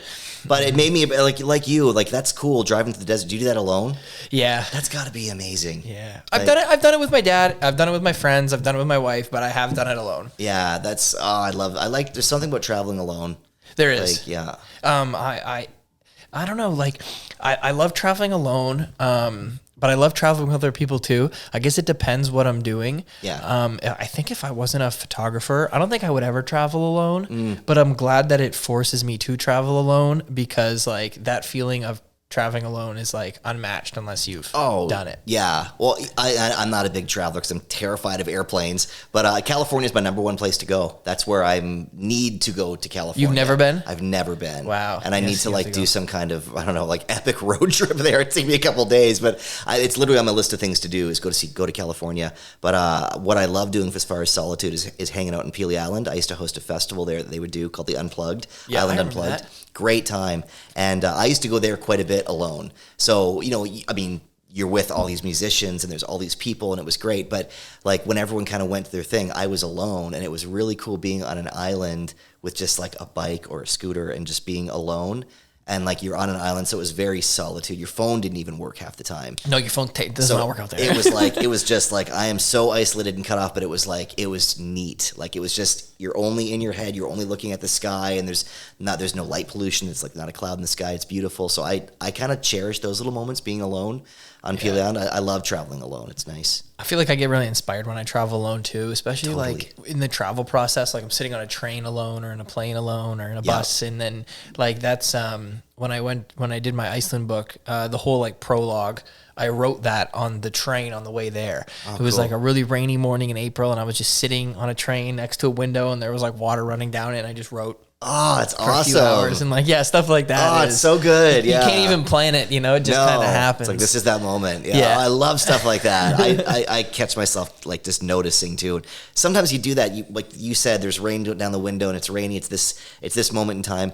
I love it when you kind of catch that moment. Like you're like, oh my God, this is one of those moments where like, just remember this moment. Yeah. Like, you know, if you're alone or whatever it is, something significant is happening, then that's burned in your head forever. That's the best. Like when you it's always when it's raining. Really? Yeah. I love when it rains. Like too, yeah. if it's like, so I like doing a lot of activities and stuff like that. And in the summer, I try to take advantage. Like if I have a day off or an evening off, I like to go do stuff outside because in the winter is, you know, you're so locked down. Yeah. But I don't mind if my plans get foiled because of rain in the summer. Like really? A rainy Sunday, because it's like, oh, well, now I'm just going to go and I'm going to like make work and just like do my like artwork for hours. Oh, cool. And that's kind of what I like to do if it's raining. It's weird because I will beg people, and I only do this in the summer if it's a hot day and a certain type of rain. I love going, and people think I'm crazy, I love going for rain walks. Not if there's lightning, because that's like not a good idea to go, let's go for a walk with an umbrella. But I love that, like that hot, when it's a hot, humid day and the rain just starts coming straight down, I love going for a walk in the rain, just getting drenched. I don't get to do it often. When I do, it's like, this is the day, the pavement is hot and it's raining, and you have that weird pavement rain smell. Yep. I love going for walks in the rain. Nobody ever comes with me because I think I'm like, you seriously want to go for a walk in the rain? It's my favorite thing though, and I don't get to do it too often. If it's cold rain, it's not good. Like you don't want cold rain hitting your face. But when it's that warm rain where it's just like, this is the best right now. It's great. Sometimes I miss like the simpler times. Like when I was in college, I didn't have a car and I would take the bus to school, and I was always on the bus and waiting at the bus station and having to walk and all this stuff. And like when you get older and you know, you start to grow up and you get a car and you get these things, like it's obviously easier and it's nicer. Yeah. But like those times were like, I've never been like more inspired to like make work and like just do things than those times. Yeah. You know, during the pandemic, that was one thing that I kind of started doing again, just to get out of the house, because I was so stir crazy. I would start going for long, like 3-4 hour walks, because I'd be done at noon, which is still, I have a great shift. 9 to noon is my shift. Yeah. But at noon, I would just like, I'm going for a walk, and sometimes I'd drive to a neighborhood and just park my car and walk around that neighborhood. Other times I'd go to a park or a trail, or I'd just walk out my front door and just be like, I'll go this way. And I did an interview a long time ago with that band Cake. I know the band Cake. And the guy told me he does these things called green light walks, where he just starts walking and he'll go in one direction, and the minute he gets to a stoplight, he does not stop. If it's red, he goes the green route. So if this way is red, nope, I'm going this way because this way's green. Now I'll walk until I get another green light and another red light. Then I'll go the green route, and he just keeps going. That's and going. Cool. It was really cool. This was back probably 15, 16 years ago, so it wasn't the Detroit that we have today. Yeah. And I was like, hey, when you're in Detroit, I'm like, just watch where you go, because around the area you're in, there's some interesting neighborhood. It wasn't like what it is today. Yeah, right? There wasn't a lot of storefronts and stuff. It was a different kind of city. But I thought that was a neat idea. Just green light walks, like walk, and when you hit a red light, go the green way. And he never stopped walking; he just kept going. As a photographer who does like a lot of conceptual kind of landscape work, do you ever think to bring a camera with you on those walks? My phone. Like I have my phone. That's fine. I would take a lot of photos, like especially if I saw a lot of neat street art and stuff. So I'd always take photos of that. But I'd even see like random things, like if I'd see like, I don't know, like everything from a really neat storefront to like a lost stuffed teddy bear in the middle of the field. Like I'd snap a photo of that, and I would always post like, here's what I saw on my walk today, and I'd post this little thing for a while, and it was really cool. And even just a new trail, like if there'd be a pond, I'd take a shot of the pond, and I discovered. So I don't fancy myself a photographer, but there is something about capturing it and kind of having that there, and it's nice. So I imagine you have that times 1,000. So like, but what you said is, so like, yeah, like those pictures standalone, like they're nothing that you're going to frame and put up just Right. one. But when you you got these walks over the course of a year throughout the whole city. And every time when you see these things and you think of to take a picture, that means it's telling you something. Yeah. And when you can get all those, you get 200, 300, 400 photos and you call those down into like 50 or 60, like you got something there. Maybe. I don't know. I never really thought about it that way. And even if you don't have something for anybody else, like you got something for you. Yeah. You should put like something like small. You should like print some of those or a something. little I think zine that'd or be something. cool. Or, yeah. It could be. But what Yeah. you said though, you said when you were going for walks and waiting for the bus in college and high school and stuff, and you'd never been so inspired. Like I love listening to music when I go on walks, but there are some days where it's like headphones out. I just want to listen to like the sound of the city or the sound of the park or the forest or wherever it is. Yeah. And it's usually those times that I get the most inspired for something too, like an idea about something, or I'm going to try this, or I like to write a lot. I think this would be a really good story or something. So I find a lot of inspiration. And I think part of it's like the surroundings inspiring you, but part of it is just like that meditative walking, and your head is kind of going free, and different things kind of get filtered in that you might otherwise miss if you had headphones or if you were driving and focusing on the road. I think when you're in that little space where you're just with you hear different things in your head. Yeah, you're out of that daily rush. Yeah. I think it's a healthy place to be. Like it's cool. That's one thing I love about the winter is for me, like as a photographer, work slows down and the days get a lot more relaxed and chill, and I have more time to like do personal work and things, and it's just so not so fast paced. And that's why I love living somewhere where we have all these seasons. I couldn't imagine living in like California or Florida. Like I would be working like I work in the summer all the time, and I don't think I could take it. Really? Wow. Yeah. Because like it's like, okay, I got 6 months of an insane amount of work, and that's what I do is I work like crazy and I deal with it. And then there's like another like 2 months like 1 month at the start of that and 1 month at the end of that where it's like medium. Yeah. And then there's like 4 months of like relax. Yeah. And like spend time doing things that I haven't had time to do. And I love having that time. I feel like that's really where you can like catch up on like the ideas you had to do stuff. Yeah, it's true. It's nice to have the down. I like winter too. It doesn't February. I'm not a fan of February. I'm kind of sick of winter by then. Like especially if it's a really snowy February. Yeah. It's kind of like, oh god, I'm so done. You still got so far to go. Yeah, it's like it's so far away. But no, I do. I do like winter. I like going for winter walks too. When it's a calm, as long as there's not no ice and snow blowing in my face, I'm good. The calm, like snow has fallen. Now let's go walk out in the icy wonderland. Love that. I like going for walks when it is like really snowing. Really? Yeah, Really? I always listen to City and Color on those walks. Oh, cool. Go for like a super long walk somewhere, even to like the mall. Like a walk from here to the mall. Oh, wow. Which takes like an hour.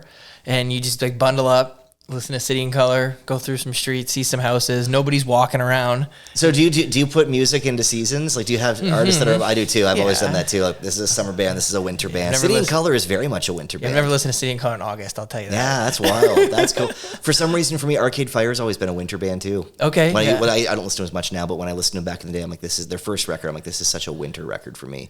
Juliana saw the Postal Service and Death Cab for Cutie last night. Oh, cool. Which is not an August or September band. No, but no. Yeah. that's when they were here. So nice. Oh, very cool. Yeah. I definitely have those bands, but sometimes you know what, I will listen to them in the summer if I'm trying to like trigger that inspiration a little bit. Yeah. I just wrote a story that was set in winter, and it's getting published too. Which is really pretty cool. That's and cool. It was weird because I wrote it in the spring and summer.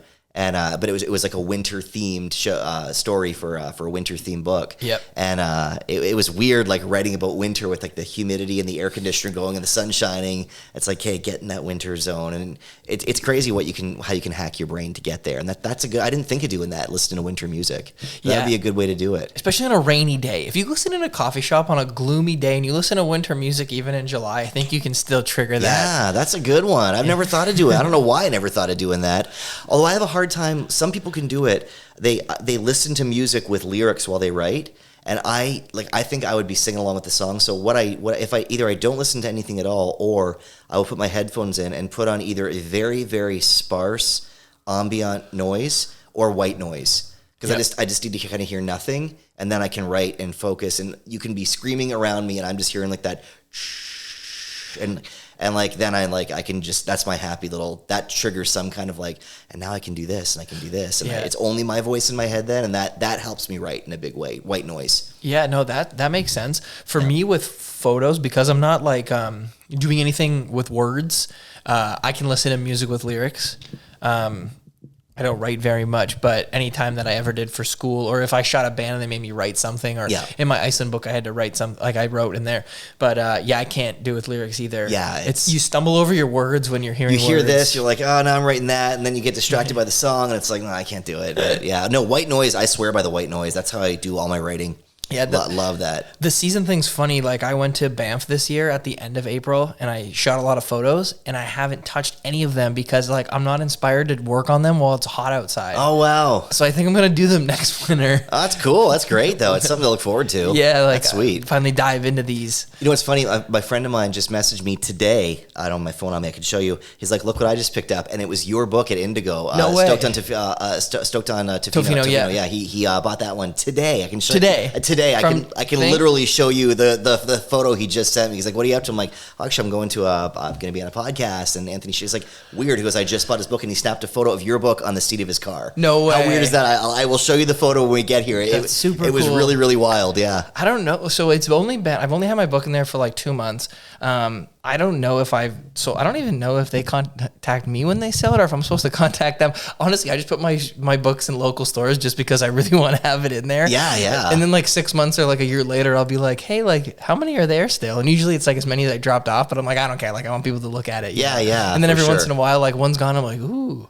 Yeah. Oh, it's a great feeling. Yeah, it's really cool. Yeah, I love that. Well, that's super cool. Not that I'm used to it at all, but like I think it's a really neat idea to have a book out. Like, you know what I mean? That's so cool. This one I really like tried to push and like get into, you know, and everybody in the city was like, every bookstore I contacted was all like, yeah, bring it by. The only one that said no was the little bookstore in Amherstburg. They had like enough local content. That's a pretty small store. That is a smaller one, yeah. But like Juniper, Biblioasis, I just showed up on site with books and I was like, can I put these in here? And they're like, yeah, sure. Wow. And I just stick it on the shelf. That's amazing. That is so cool. Indigo was a ridiculous process, though. Oh, I bet. Yeah. It was like, oh my! I think I went there in January and I got the books in July. Oh man, yeah, that's how it goes. It's like slow moving, but well, you sold one today, so and it was not even prompted by me. Just it was a pure coincidence that said I'm going to be on your podcast. He's like, look what I bought today. I think he bought it for a gift for somebody who's a big fan of that, like that vibe, that style that you do. It's in the book, so. Yeah, man, there's so many good books in the local section at both Indigo stores. Yeah, I urge people to go look in those. Oh, me too. I do a book club with the library, like the Essex County Library, and so far we're on book number 10 right now. So one book a month, and it's been all local authors. Like it's been so much fun, and the authors, because they're local, they can join me for the book club. So we get people in the library, and then they all read the book, and then the author is there, and we do a little chat. So it's a neat book club because it's like the author joins us. That's cool. So that was something I wanted to do from the minute I took over the show, was start a book club and partner with somebody. And I thought a library is a great place to partner because the book is free, and they have like e-versions that you can just, if the physical copy isn't there. And it's been awesome so far, especially because the writer is with us. So yeah, it's been really, really cool. So. That's really nice to read a book and then be able to ask them questions. Oh yeah, like this page here, like where did that come from? And it's neat when you hear what, like there's always some reality in every book, even if it's complete fiction. Yeah, of course. Like, well, this scene actually did happen to me, and I wrote it in like this, and so it's neat hearing like what is fiction and what's real, like what is made up and what is real, or what's based on what, who you had in mind for the character. Because like when I write, I kind of have an idea in my head of what this character looks like, or I will put in a scenario that did happen to me, but in a completely different context. But it's like, this is what happened, this is what was said, and I put that in the story, and it's fun to do that. It's great. Do you try to write when you do your writings? Is it mostly fiction? Yeah, fiction and poetry. Yeah, I know you write poetry. Yeah, I do a lot of that too. Yeah, but yeah, the writing stuff is a lot of fiction, and but a lot of it is blurred with real things, but it's fictitious stories too. But yeah, writing memoir and stuff is really fun as well. And I think I kind of want to do a memoir one day about different things that happened back in the day. Yeah. I'm still kind of thinking about how to do that though, but I have something that I want to write about. And then, but the fiction stuff it's pure fiction. It's mostly horror stuff that I write. Cool. That's the one that's getting published coming up in October. The book's coming out. So it's not just a story. You're getting a whole book published. Oh no, I'm in a book. It's a story in a book. Yeah, it's technically what I wrote. If you go by word count, it's technically a novella. It's like if it's over a certain word count, it's considered a novella, like a mini novel. Okay. And mine, it is a longer story. There's only 4 authors in the book, so mine is, you could technically call it like a novella, but it's a short story. You know what I mean? It's a longer read. But it's going to be out early October, and we're going to do it's wild too because I don't really it's kind of out of my hands almost. Like I wrote it, and we made edits and stuff, and they make you proofread it and, sign off on the final thing. So there it goes. And then they sent me like a print copy of it. I was like, oh my God, here it is. Like, this is what it's going to look like. And they set up like, oh, we're going to have a launch at this store. It's going to be on this stores. And it's weird. Now I'm seeing it like pre-order on Indigo and Barnes and Nobles. I'm like, oh my God, like that's my book. Like that's my name on the cover. It's like I'm nerding out over it. You know what I mean? But it's weird because like I'm not doing anything. Like I wrote it, and then it's like, they took it and they're like promoting it and doing all this stuff. So it's really, really, it's strange. Where are they based out of? Ann Arbor. Oh, okay. Ann Arbor, Michigan. Yeah. Where are the other authors based out of? Good question. No, I'm not entirely sure. I think they're kind of from different everywhere in the U.S. I'm the only Canadian at different places in the U.S. I think. Did they find them, or did you? They came to me. They came to you. Yeah, that's awesome. They knew I write and said, hey, would you be interested in submitting something for this compilation and whatnot and stuff like that. That's alarm cool. gun. We're done. We're cooked. This is my alarm. We'll take a little break. I got to change battery on the camera. Gotcha. And then we'll come back. All right, we're back. Yeah, we had to stop, change battery, and we got some beer. Boom. There we go. We got a brew. Their lime. Brew. Lime beer brew. Yes, from Brew. I love Brew. Tastes like Corona, but the good kind. We went ahead and took the heavy lifting out and added lime for you. Lovely. And I got one from Frank Brewing Co. I always say Frank's every time, but it's not. Too. It's Frank. Yes. It's Frank. Yeah. Actually, let me pause that alarm. Yeah, for sure. Thing. So yeah. Anyway, cheers. Cheers, man. Yes, thank you for having me here. So before we took that break, we were talking about your writing and everything. Yeah. So yeah, they came to you like you've had other things published before, right? Yeah, here and there around. I put writing on. I used to do a lot back in like before radio even, especially writing features and stuff like that. Radio was a happy accident kind of. I always liked doing radio. It was never my goal to get on the radio, and get my radio show. Okay. It was a neat thing that I thought, wouldn't that be neat to do that? But it was never something, believe it or not, that I actively pursued. I thought when I did the volunteer stuff at CGM, that would be the extent of it. And I liked doing it because I liked doing it, and that was it. It wasn't for the money because there was no money. But I wanted to be a writer. Like I wanted to be a music writer, like write reviews and stuff like that, and feature writer, that kind of thing. That was kind of my goal when I got into journalism. And then, I got stories published and this and that, and I had some poems published. I released a little book in 2008 of poetry called Wine and Cheese, WHINE, like wine. I've heard you talk about and that cheese. before. Yeah, and it was fun. I was doing around that time. I was performing a lot of poems, and I didn't even think of doing a book, but I was doing all these poems, and I would make them I tried to make them very punchy and funny. I did it like Dr. Seuss style, but I would incorporate a lot of local isms, and I'd name drop people in them so people would be laughing, and I'd poke fun at people. I'd poke fun at events in the city. And then I had a lot of poems. I used to do a lot of open mics at Fog Lounge and all around town. I've seen you there. Do you still do them? I did. I haven't done it a lot. The pandemic, like so much, put everything on hold. I did a few since the pandemic. But I wrote new ones for that. I always write new pieces whenever I do something like that. And they're always super fun. But in 2008, somebody said, like, you have all these poems, and people were starting to ask me, can you come to this event and write a poem for this? Can you come to this event and write a poem for this? Like city events. I did one for, I used to do one every single year for Pride. I started holding an event that I made up called Slamophobia, and it was on May 17th, which is the International Day Against Homophobia, Transphobia, and Biphobia, and it's also my birthday, randomly. Get out of here. I'm not even kidding. You can't even make this up. It's May 17th. It's like, that's the day. The International, that's my birthday. So I don't, believe it or not, and I say this as somebody, you were the photographer at my 40th birthday party. That was the only birthday party I've ever had in my life since I was a little kid. No way. I don't like having birthday parties, but everyone said, Dan, you're turning 40. None of us are gonna have a party. Why don't you just have a 40th birthday at somewhere, wherever you want, and that'll be like everyone's 40th birthday. So that's why I got you to photograph, because that was like my 40th, and I've never had a party since. But what I loved about Slamophobia, it was on May 17th. It gave me an out to not have a birthday party. So instead, I'd be like, oh no, don't bring me anything. If you want to give me a gift, just come to my poetry event.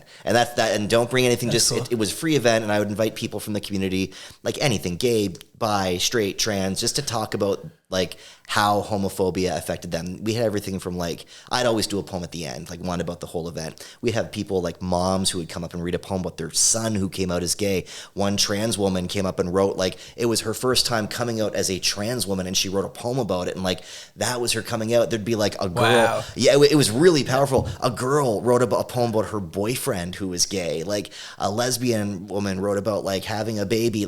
So it was the gamut of everybody. So it was really fun. We used to do it at different places. The last one I did was at Walkerville Brewery, and 250 people showed up. Wow. And I'm like, okay, we're doing like a gay poetry reading, and 250 people showed up. Like, that's insane. Like, it blew my mind. Like, people were really engaged in it. So finally someone said, you have all these poems, why don't you put it in a book? So I put a little book together, call it Wine and Cheese. I broke it into 4 different parts. Most of it was about my time in university and college, and like I partied very, very hard back then. Like, so it was poems about that poked fun at my time, and a lot of my failures in life too, and how I coped with it. Yeah. And I did it with it was all spread with humor. Like, it was all undertone of humor and AB rhyming, Dr. Seuss rhyming. Okay. But it was really fun. It was fun to read, really fun to listen to. And that was out there. And then I kind of put the writing on hold when radio started taking off, and I just didn't write as much. But during the pandemic, I started thinking more about it, and it wasn't really till 2023 that I said, I really want to start writing again, like for real writing. So I started writing short stories, doing this, talking a bit about it, and then that got in contact with 8N Publishing. And they just said like, oh, hey, we'd love if you would submit something to us about this wintry themed ghost stories. And I was taking a liking to ghost stories. It was I don't even know how they knew I was writing ghost stories, because I wasn't putting that out there yet. And I said, okay, I could do that totally. Like, let me think something up. So I wrote that, and then I started having these weird dreams. This is this year. Yeah. These weird dreams where I would have a scenario in my head completely unrelated to me. It wasn't me in the dream. It was like I was watching a movie, and I was like, what a cool story that is. So I would wake up after having the dream and write it down. And it was point form, like, this happens, this happens, this happens, this happens. And I took that dream, one of them, and wrote the story. It's called Dead Air. And it's a winter themed like ghost story. And I submitted it to them. And they're like, I was like, oh God, again, they're going to hate it. They're going to hate it. And then like, it's fantastic. It's frightening. It's scary. Here's some edits. Let's work on this, worked on it. And it's like, it's going. And I was like, oh my God. And that like opened the floodgates. And I've written a bunch more, and there's a few more things down the road that are coming out in April. There's another short story that's coming out down the road. So it's going now, and I have not stopped writing. Like, I've been writing. That's awesome. So that's kind of a thing that I'm like, I like this again, that I'm back on this track regularly writing, and like there's actually publications coming down the road. So Winter great. Chills is coming out in October, so it'll be out. There'll be a launch in Ann Arbor, and there'll be a launch here. We haven't nailed out the here one yet in Windsor, but it'll be like, there'll be something going on, which I'm sure you'll share. Oh, I'll share that when it's out. I don't even know the details of it yet, but there'll be a little launch here somewhere. Yeah, that'll be super cool. When do you have you read this year poetry at anything? No, but I wrote poetry this year. I wrote some for a book that's going to be coming out in April, and they asked me to write about different wards of Windsor. And I was like, well, I'd love to. I conjured up some stuff from the walks that I used to take, because I would go to different wards and whatnot, wards that I wasn't from, and I would kind of pull out some memories. I looked at some of the photos too, to kind of inspire me and think like, oh yeah, that was that. And I wrote like 4 poems, mostly about, for whatever reason, when I wrote about the wards, I wrote about them like from when I was a kid. And I don't know why that happened, but it was memories I had of that ward, like, playing in an old like abandoned field, where there was this one field. It's all housing now, but when I was a kid, it was a field kind of by Central Avenue in Tecumseh. It's all housing now, but it was an old abandoned field. So funny, when you said that, I thought of that area. Really? Yeah, that's where I grew up. Drew Large Central Road, around that Chrysler Center, around that area. Yeah. And we used to play in this field, and it's so funny because back then, this is like, there was this like porno magazine that was stashed underneath a rock, and there was no internet. Like, that was the only place, and there was this like honor system that all the kids knew, this like Playboy magazine. I don't even know if you'd call that porn. Like, it wasn't even porn. It was like naked girls, like, and that's all it was in a Playboy, 1984 probably. And it was like this raggedy old magazine that was stashed under a rock. And like, every time I drive by that housing, I'm like, that used to be the forest where we kept the porn. So I wrote a poem about like that forest. And like, it was just weird memories that came up, like, that how I associated the wards when I was a kid. Like, it's like the whole thing is a patchwork quilt of memories, the wards, right? Like if you grew up in the city, you have a memory of something from everywhere, really, especially the places you hung out. For sure. And I wasn't a porn fiend or anything. It was just one of those things oh my God, there's a porn mag. Is it just really like there? That thing when you're a kid. Yeah, like we heard about it, and then one day we went fishing around, we lifted a rock, we're like, oh my God, that's the porno that everyone talks about. And like we flipped through, like, holy cow, then like, okay, put it back. And is anyone looking around? Like, and meanwhile, it's like boobs. That's all it was. It was nothing. Like, but it's a great memory. Like, it's a really cool memory. For sure. Yeah. Oh, that's awesome. Do you mostly write horror stuff? Or do you write other stuff too when it's not poetry? Poetry is like never horror. That's always like more like reflection, memoir, or something specific, like about a topic that's going on. Like observation. Poems are always observations that I have about something, or an opinion that I have put in a poetic way. Okay. Fiction stuff, always horror. Really? Unless it's like a Facebook post. Sometimes my Facebook posts are very, very lengthy. I like to, I still love to this day, it's my little, like when I wanted to be a music writer. I did one today, actually. I love listening to vinyl records. So I will pick a record. It picks me. I don't pick it. It picks me. I'll be like, something will just pop in my head. I want to listen to this record. So I'll put it on and I'll just do a reflection on it. Like I'll be like, this album, touches me this way. I love these songs, and this is what it sounds like. This is what memory it brings out. This is what emotion it brings out. I love writing like that. And I always think about like maybe taking some of those snippets and like putting something together, like a little, even if it is just for me, like a little, like I call it like the daily spin or spin down or something. Yeah. And I always hashtag it just so I can recall them. I call it what do I call it? Today's spin, I call it the spin down. Today's spin down, I always say, a hashtag spin down.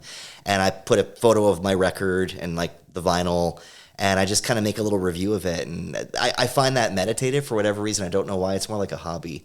And sometimes they end up being little mini biographies, because I'll go back and I'll say, I was listening to this album in the summer of 1994, and this is what I was doing, and this is who I was dating, and this is why it spoke to me. And it turns into a little story based around the album and how it played into it. Yeah. And I think that, I don't know if anybody would even be interested in reading something like that, because it's so personal, because it's just, but I share it on Facebook and it's fun. Some people like it, some people don't care. Yeah. But how I look at my writing now, I'm not like even necessarily worried if people are going to like it or not. I just like it.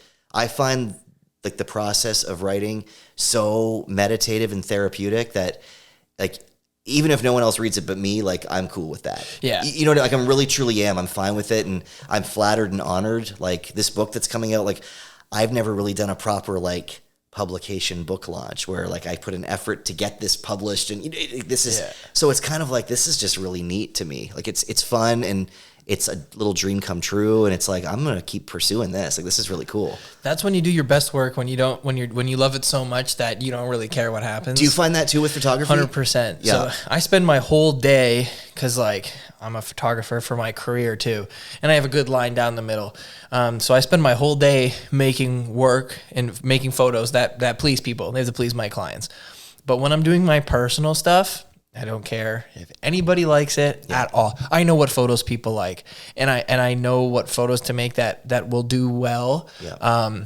And sometimes I'll go shoot one with like the more business intention, even if it's like more artistic, with like the business intention that like, I'm going to shoot this and then I'm going to frame it and I'm going to sell it and it'll be for work. Right. But when I'm doing things like, especially like my next book coming out, which is going to be, it's called California Gold. And it's from probably like 30 days I've spent out there in the last 2 years. Jealous. And I did like most of the state. I stayed away from like nature, and I just stayed in like urban areas. And wow. Yeah. And like suburban places, and more of like, I guess like the city and just stuff like that. And I just went for walks, and I just shot all conceptual landscape. Wow. So things that were just like everyday kind of mundane things, but like that were a little different, that were like a little more interesting. And those photos don't do even close to as well on their own as like my landscape pictures of like mountains out west and stuff like that. Wow. But that's the work that I've like been really feeling inspired to make. Yep. And it really like makes me happy. I love making that kind of work. That's so the I'm best. just doing it for me. And that's like you said, that's sometimes your best stuff, when there's no like, I don't know if it's ego or what, but there's nothing that's influencing you. It's just like, this is the real deal. This is what spoke to me for whatever reason, like that lightning strike moment, and here it is. Like, I love that. Like, it's cool. Yeah. See, people have like their favorite photos of mine, and then I have my favorite photos, which is never other people's favorite photos. And is it the composition, or is it like a memory attack? Like, what makes your favorite photo? What makes your favorite photos your favorite photos? Or is it a combo of the composition and the? I think it's a combo. I think it's like, like what it is, the subject, also like the memory or the mood. Yeah. And then just like where it came from. I don't know. It's hard. It's so hard to explain. Yeah, no, I hear you. I totally, like, I get it. Like, I do. I can, like, I understand. I think if you found another photographer, like somebody who's a real photographer, who like also took it like very seriously, like devoted their life to it, I think that they would pick out the ones that I like too. Oh, really? Wow. Over the ones that I think that they're good photos in other ways. People like photos that aren't photographers just for like the inherent, like the initial things that really pop out at them, like the colors and like the subject, if it's like really big and in their face. Yeah. But like a real photographer will look at something that's like more simple or kind of different, and like, this is why it's great after looking at pictures for so long, you know? Oh yeah. Does that ever get exhausting? What? Like, look at like when you like, especially if it's an event, a work thing, you take like whatever, a large number of photos at any given event, then you got to like cull it down to like whatever bundle to kind of make sure that the event is properly represented, then start tweaking. Okay, this take is a bit better than this one. Like, does that get exhausting? Like, being meticulous like that? I've gotten so fast at it. Good. For like work purposes. You got to remove yourself from it, like, and just get like the work done. Yeah. I don't know. It's annoying with like my personal work. If I have like two of the same shot and I'm like going back and forth between the two, because like one like little thing's different. Right. But if it's like an event or something like that, I feel like it's more evident to me like which one's better. Right. And I can usually get it on the first pass. Do you like, would you put yourself in the client's headspace where like they'd like this because this speaks to, that's what it is, right? It's almost like you have to think outside your own head and what the client, look through it, like the lens of your client. Yeah, so sometimes I'll like be going through and like all these photos need to be there, and like this is obviously the ones, like right. But every like couple hundred, there's like, okay, this one, it's only if I was gonna delete one. It's like, oh, this photo's not whatever. But I'm like, you know what? No, because this client is gonna like this one, even though like this person's blinking or this like weird thing's going on in the background and it's not as clean. Because like I was, especially for like a wedding, it's like I really know them now, and I'm like, oh, they're gonna like this one. They're not gonna care that's like that there was like this mistake. That's wild. That like you have that, like, I don't know if it's psychology, but that you know the client that well, you'd be like, they would like this, but they wouldn't like this. Like, do you get to know them very well before you shoot a wedding, for example? Yeah. You do, really? Yeah, and even if I didn't get to know them, even if I got to know them on the wedding day, I'm editing the pictures after the wedding day. So then I know what to go. Right, yeah. Like, I kind of know what they want more. But usually with like a wedding client, like, we'll have a meeting and they'll book. So I just met them and we hung out for an hour. And we really got to know each other, because like with weddings, you have to really connect. It's not a family shoot. Like, I'm not only with you for 40 minutes at a park and like we're just doing these pictures. Like, I'm capturing like the biggest day of your life. Yeah. So like we really have to have a connection. I feel like for like family photos, like anybody will book me. But for weddings, it's like we have like this, like I could be their friend. Yeah, wow. You know, because then, or they won't book. Like, when you don't have that connection, like those people don't book you, and like that's okay. Does that ever happen where you meet and they just don't book you? Yeah. Really? Yeah, not like more often than not they do. Right. Yeah. But does that hit you at all? Or you're like, no, that's business. That's how it goes. Really? How it goes, yeah. Cool. Oh yeah. I never thought about that. Like, I'm not a photographer, obviously, but I never thought about that there's that connection. But it would be important. Usually, if it gets to the meeting, like if they're coming here and we're sitting down, it's usually be a go. Like usually they're gonna book. But yeah, like sometimes they don't. And like I'm always like, yeah, like best of luck with your day. Like, I understand. I can think of a million reasons why, like, sure, you know, you liked this from this person more, you had a better connection with them, or this or that. I always wish them the best, because like things go wrong. What if something happens with that photographer or whatever and they need to come back to me? Yeah, well, you never know. You're not like, well, screw you then. It's like, now you just burn that bridge. Like, yeah totally. So I'm always like nice about it. And then I do video too. Right, yeah. And video usually books like a year after photo.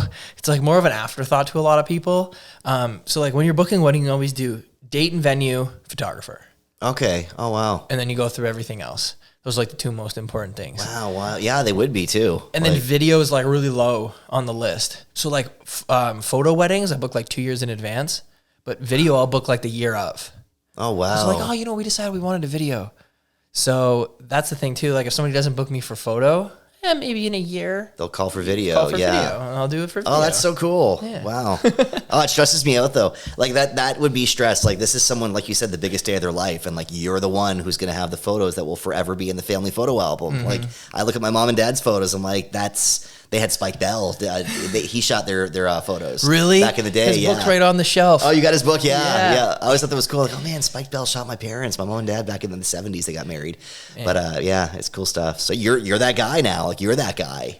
Like, you know what I mean? That's wild. That's really cool. I love shooting weddings. It's very like it's like meaningful. It feels like you're doing something important. Yeah. Like that's more important than like shooting real estate. Like it's fun and I like it, and it's like it's money and it's business and that's all cool. But like wedding has like something more. Like, oh it has yeah, all those things. But it's also like you're doing something like important. Yeah. Just like teaching.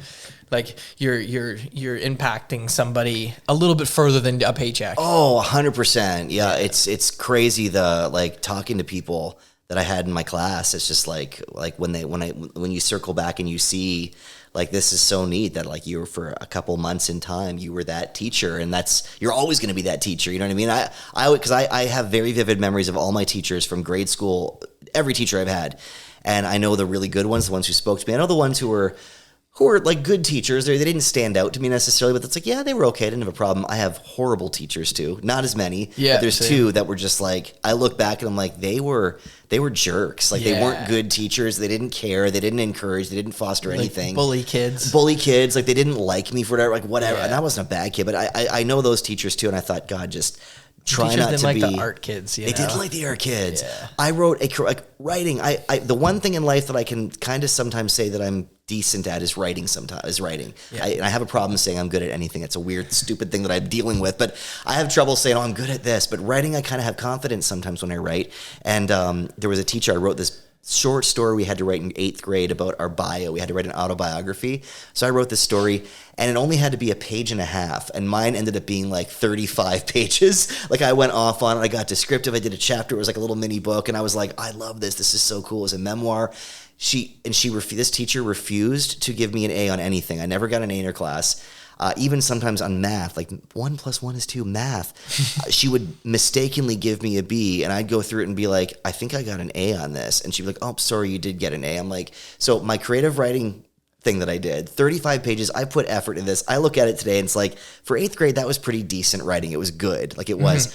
Are you ready for this? Not an A. I got a B++. 2 pluses, not an A. She would not give me an A. A B++ doesn't even exist. Like higher than a B+ would be an A, not a B. We'll just add an extra plus because heaven forbid I give him an A.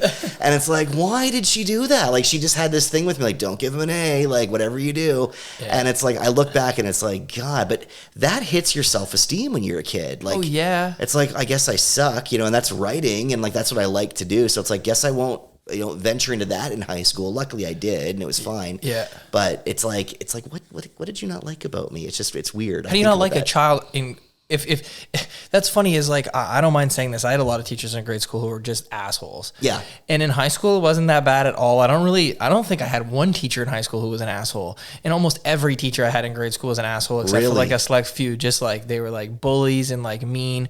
How are you mean to a child under the age of 13? I don't get it. That doesn't even make sense. No. Like, I would think that teachers in high school would be a little bit meaner because, like, these kids are little You're assholes shooting themselves. attitude at them. Yeah, the kids are going to shoot you attitude. I never had one teacher in high school that made me feel like a teacher in grade school. Wow. Yeah, high school they were all cool, and then in college, like there's some high school teachers that like I still talk to today. Like they're great, and like I'm still like kind of close with them. And then college, I think like all my you were one of my teachers, and yeah, right. In college like everybody was great too. It's weird that it's like that, eh? It is really weird. I found that too. I connected with a lot of my high school teachers as well, and grade school I had a few who I connected to in a strong way as well, but high school a lot. And I keep in touch with a few of them as well. One in particular, my creative writing teacher. Oh, really? She was great. Like, it was an OAC. It was grade 13. We had that back then.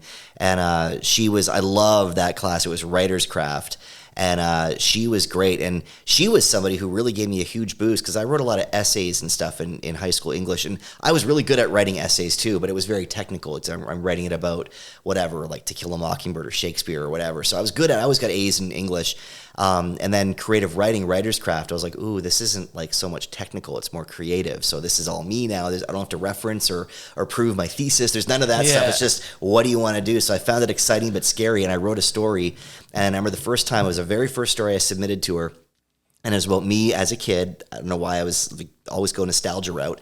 And it was me and it was a true story too. She said, write about a universal truth. And my universal truth was we always want what we can't have or what we're told we can't have. We want to go for it. So my story was I like to layer everything in humor. When I was a kid, me and my friend Michael, again, we're back with the porn for whatever reason, but we wanted to like I had really beautiful penmanship in grade school, and we wrote this letter to this corner store. I wrote it saying, to whom it may concern, we thought, oh yeah, that sounds really good. We're like grade 6. To whom it may concern, I hereby grant my nephew, Dan, permission to purchase a porn magazine. And we submitted this, we brought this letter to the store, and the guy is like laughing, like, this is BS. Like, no uncle would get like a sign. I'm his uncle, and I give him permission to buy a porno magazine. Your uncle too, like not your parents. Not my parents. My uncle. Throw my uncle under the bus. So I wrote a story about that, and I made it very funny and kind of got colorful with the language. Brought myself back. Yeah. And I submitted it to her. So the first day, everyone came up, and we had to go one-on-one with the teacher, and she would ask us, "What do you think you got?" And I was like, as a grade. And I was like, I don't know. I'm like a C. Like, I don't know what I would have got. It's creative writing. I haven't really done a whole lot where it's been like marked before. And then she goes, no. She's like, you got an A. Like, you got. I think I got an A+ on it. She's like, you have a talent. Like, you do have a talent. You know that, right? She's like, obviously you should know that. She's like, you wrote this. Like, did you not enjoy writing this? Like, it looks like you had fun writing this. And I'm like, yeah. I did. And she's like, then lean into that. She's like, if you're having fun, she's like, whatever it is you liked about doing this, like, lean into that and do it more. And I was like, that's really good advice. That is really good advice. Right? Like, just whatever brings you joy, like, lean into that and, like, just do that. And if this doesn't bring you joy writing about that, then don't write about that. Like, write about this in this voice. And I use that every time. Like, am I liking where this is going? Like, I like where this is going, so I'll lean into that. So that's been advice I've kept from her, like, from that day. And it was a confidence boost. Like, I thought I had a C, and it was only because I didn't know. Yeah. Like, I just didn't know. I'm like, I don't know a C. I don't want to be pompous. Oh, I think I got an A+. Like, I don't know a C. Like, I don't know how good it is. Like, it's hard to rate your own stuff sometimes, For sure. But yeah, that stuck with me from the teacher, from Mrs. Batter. Her name is. She's still around. Yeah, that's cool. It's funny when you like. There's always like those small little moments that you can like really that you, like you think about that on that one thing. All the days you spent in school, so much of your life wasted. And then that's the one thing that is a little like the most side important thing. Yeah, a little side thing that they just happened to say to you that resonated better than I don't remember a single lesson of that class. You know what I mean? And what we talked about, but that little one-on-one that she said to me because it was so personal and authentic, like, spoke to me. So I'll never forget that. I'll even tell people that. I've even said that in podcasting, like, do what you love, like, do a podcast, do something that you can talk about. I forget how I framed it, but I did something I would have said something like that in podcasting. Yeah. I didn't find what I loved until just after high school. And I kind of always wanted to do something creative, but I always would like pick things up and put them down and pick things up and put them down. And then you just never kind of got anywhere. And then high school ended and it was, I think it was like December. So like that next December. And I was like, in that whole time, like that whole summer, I took a year off. I was trying to figure out what I wanted to do. And I dabbled with photography a couple times over that like past year. And I was like, I like this. And I really like going out and being out. And that's like an art that you can do when you're out, right? Yeah. Which like sometimes I wish that I had something that I didn't have to go out to do. But I was like, I'm going to buy a camera. And I still remember the house I bought my first camera from on Kijiji. It's just off the expressway near Walker. I should go back and knock on their door and be like, you sold me my first camera. That'd be really cool. That would be amazing. Who the fuck are you? Call the police or someone at the door. And then I was like, I'm not allowed to stop. I'm not allowed to stop doing it. Like, cause I always put things up and pick them down, and I still haven't stopped. Wow. That's great. Like, what kept you to that when you said, I'm not allowed to stop? Like, what kept you like true to that rule that you set for yourself? I think I only had to force myself for like the first, I told myself I couldn't stop, which really like allowed me to dive into it. And I kept telling myself like over that first year, no, you got to keep going, you got to keep going, you got to keep going. And then I just like really fell in love with it from making myself not being able to stop. Yeah. And then since then, I've never even wanted to stop. Good. That's great. That's like the only thing I want to do. Did it ever, and that's so cool that you got to that. Did it ever feel like, and even in the beginning, like it was like, oh God, I gotta do it. Like it's almost like a chore. No, Yeah. Good. God, that's amazing. That's awesome. And now it really doesn't. It's so funny. Like I'll work a long day as a photographer, I'll do a 10-hour day. It'll be brutal. I'll be all tired. I finish a meeting. I get back. It's like 8:00. I'm tired. And then I sit down and I'm like, what do I want to do? And I'm like, well, I better go work on those California pictures. I guess that's like the only, or like look through a photo book or like go like watch a documentary or like a YouTube video on somebody. Like that's like literally the only thing that I want to Really? do. Wow. Yeah. It's funny writing. And I've heard this from other writers. Everyone's different, I think. But with writing, for me, it's the weirdest thing because it does sometimes feel like a chore. But at the same time, every time I do it, it's like I love doing it. But I literally have to, it's weird. I almost dread it. And I've heard other writers say this. I almost dread sitting down, getting. I even have to do things. I'm like, I got to make sure like things are clean and there's nothing in the sink. And me too. Like otherwise, I feel guilty or I don't know what that is. When I sit down at my desk, everything around me has to be clean. Only for personal work, not for work. It can be a mess. Sure, yeah. But for personal work, everything has to be clean. Yeah, I need clean surfaces. Like, okay, now I can do it. And then I'm always like, oh, here goes. Then the minute I start doing this, I'm like, okay, now I'm in it. And I'm like, what was I dreading? Like what? But it's like pulling teeth, getting me to do it. I force myself to. I sit down. I even have writing dates with people where I'll go to a coffee shop with somebody. They're writers too, and we will just sit. We'll have like a drink, a coffee. Then it's like, okay, now let's do our thing. We put headphones on and go in our own little world and just do it. And it's like, it's great because it got me out. I might not have written if I didn't do that little date, but it gets me there, and it helps. It's huge. Actually, so that's funny. So after hearing you say that, there's things with like my personal work that I dread. And I've learned that like you only dread it when you're thinking about it. Yeah. Because when you're being creative, you don't know where to start. And that's what I dread. Yes, thank you. That's what, like, what's the vision? And once you get the vision, you're good. Then you're good. You're on a train then, and it's like, well, now it's working itself now. But it always only takes a couple minutes though. Yeah. But you're always like, right now, I have to make the cover for my book. And I have no idea which picture, which font, which color font. Do I want it to wrap over the spine? Do I want it to wrap over the back? What do I want on the spine? What do I want on the back? So many things. Oh, it's overwhelming. But I know that I just don't think about it. Right. And then I know that that's the next thing on my to-do list for my art. So like either tonight or tomorrow night, I'm going to sit down and I have to do it. And then watch 10 minutes later, I'll be like, oh yeah, this is it. Yeah. And that's wild, eh?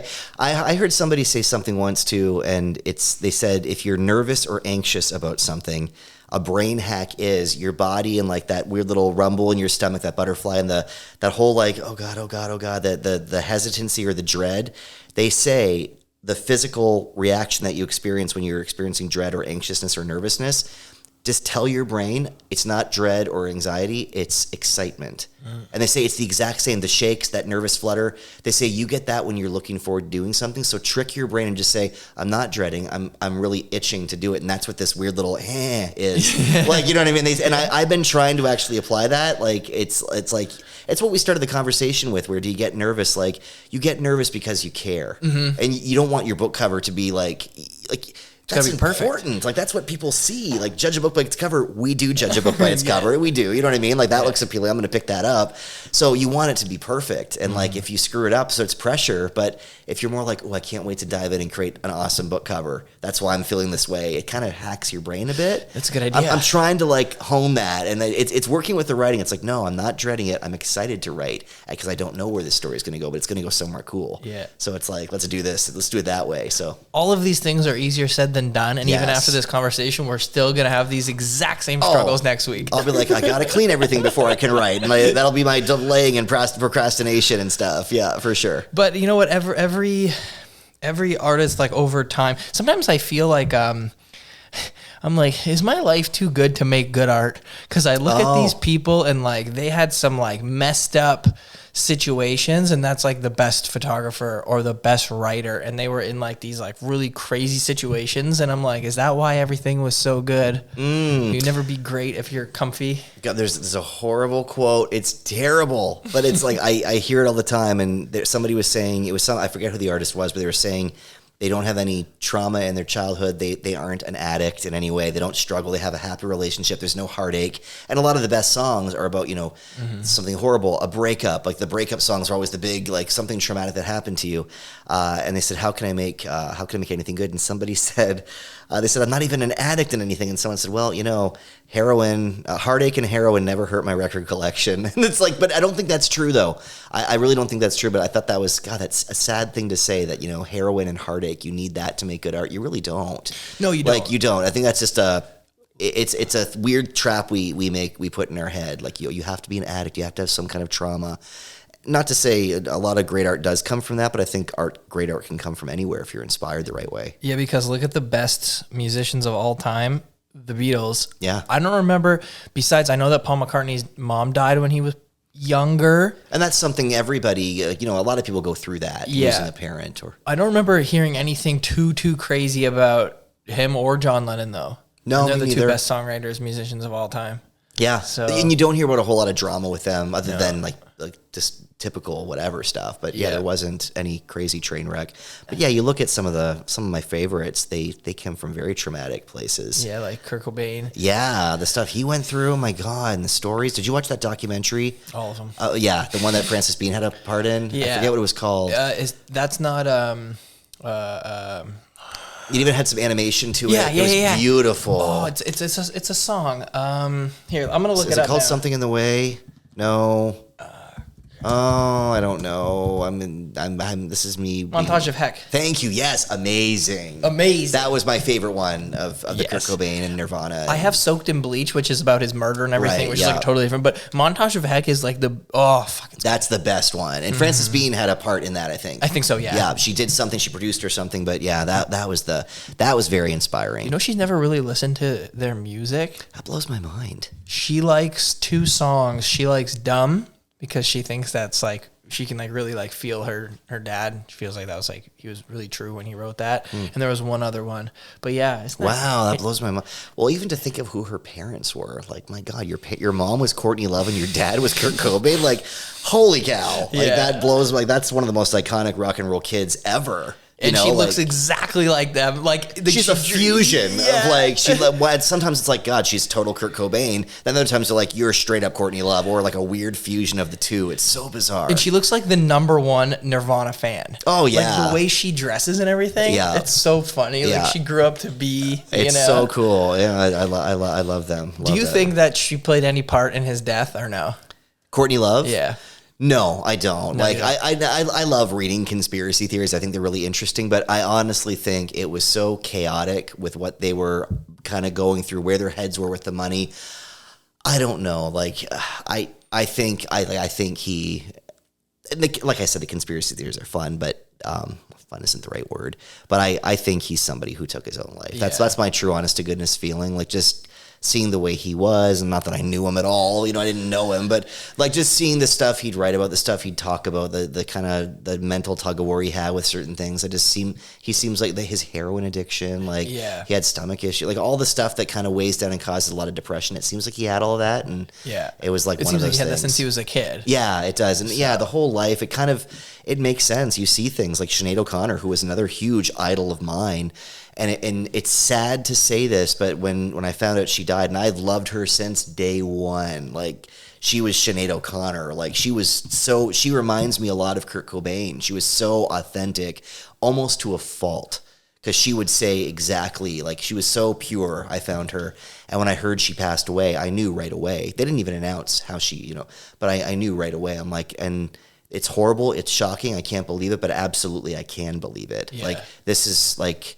she's had so many breakdowns and so many struggles with her mental health, and the things she would write about, the way she'd get so emotional and cry about different things that were going on, and the things she stood up for. I think she took on everything, and she got beat up for it. The world was steamrolling her records because she ripped up a picture of the Pope because of covered up child abuse. And it's like, literally, she was talking about, everyone is screaming, protect the children these days. That's literally what she was doing. But she also stood up for a lot of human rights. So everyone is like, this bald headed bitch, like, get her out of here, steamroll. It's like, hello, she ripped at the Pope to draw attention that there's abuse in the church and it's being covered up. How could you hate her for that? And if years later she was right, she got beat up by everybody. Of course, what happened.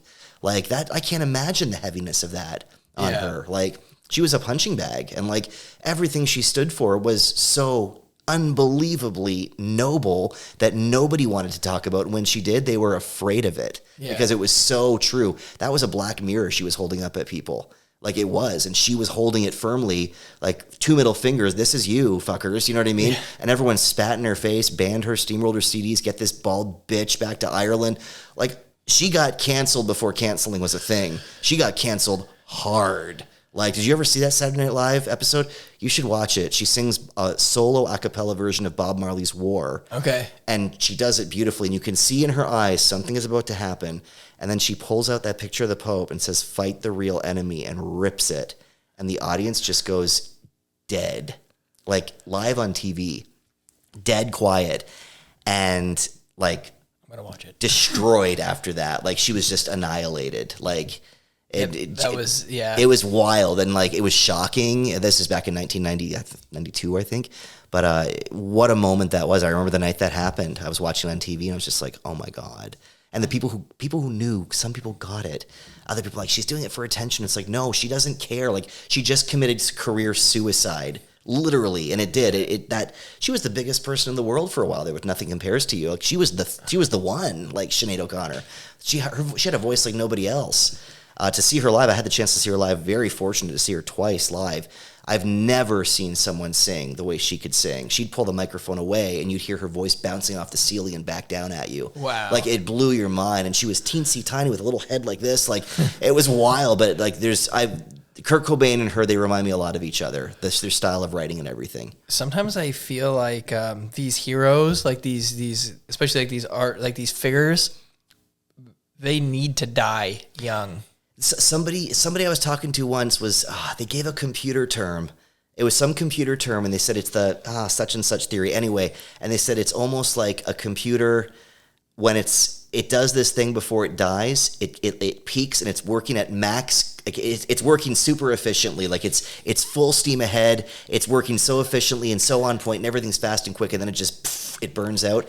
And this guy said, I forget who it was, but he said some celebrities who have died young, they did so much in a short period of time. They were working at that max capacity, and then it was like boom, burnout. Like, because you hit it. 27 Club. You hit it so hard, so fast. Like, you did it, you peaked, and then like you're gone. Like, I got 6 weeks left of the 27 Club. Are you 27? Yeah. Oh wow. Well, hopefully you're not part of the 27 Club. Let's not jinx this.